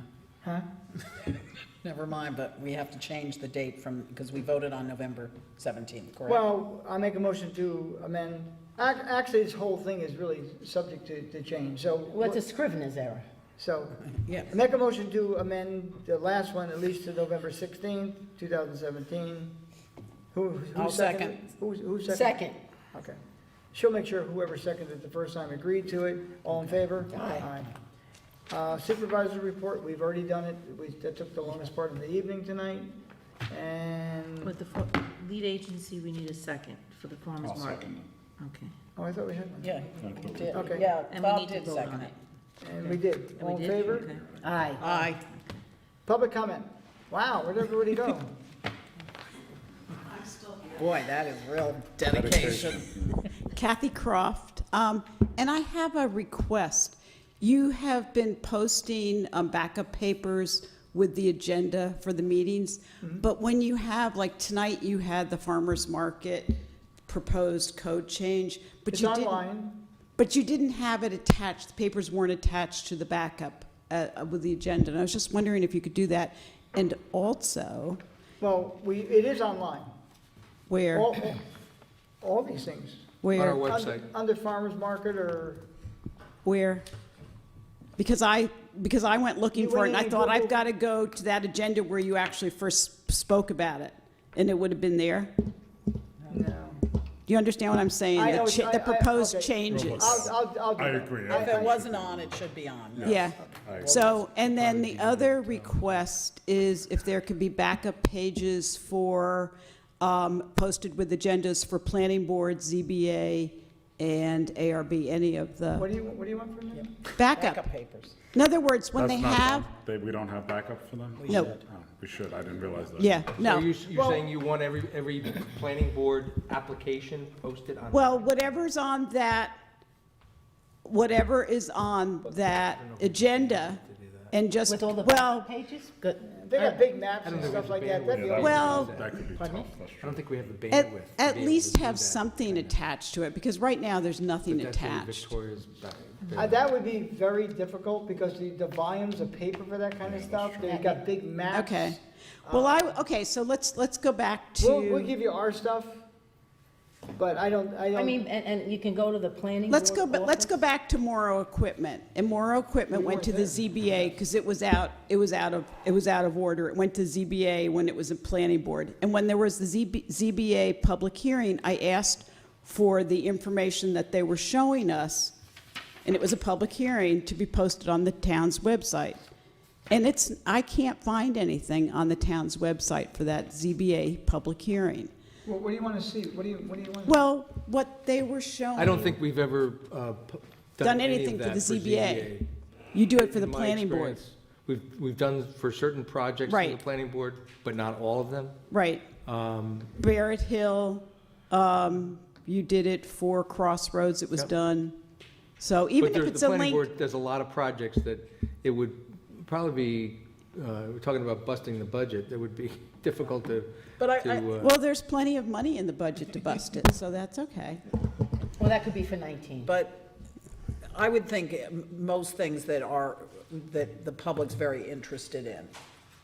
Well, I think that's what would we've make been sense. doing in the Yeah, past. they but were in I'm Barrett just saying, Hill I don't and know that our especially Crossroads. website has the bandwidth to Yeah. put all those documents up. Okay, well, Not all of them, but I think Morrow generated enough interest. Yeah, because I had asked that night when the public hearing was at the ZBA, I'd asked for the pictures that Terry Hahn was showing up here. I said, could that be put on the website? And what they say?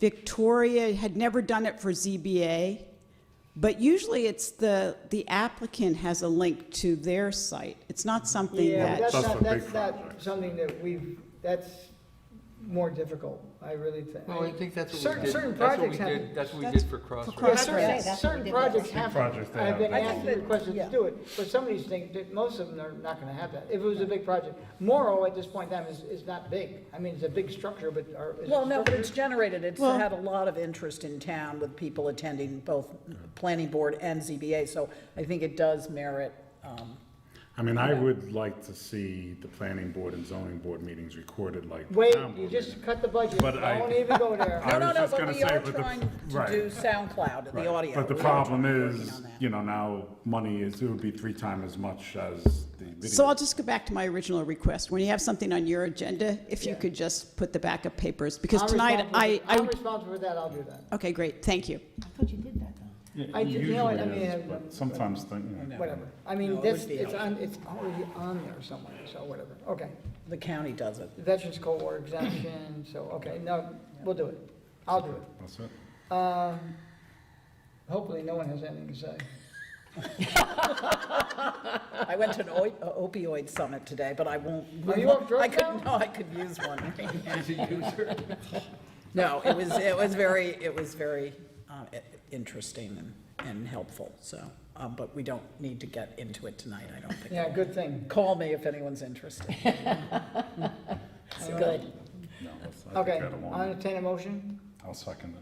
No, wait. Oh, Edwin's not here. so- Yeah, I'm not, I want to keep going. All right, because Edwin's not here, I'll make the motion to close the meeting. And I'll second. All in favor? Aye. Thank you all for Thank coming. you.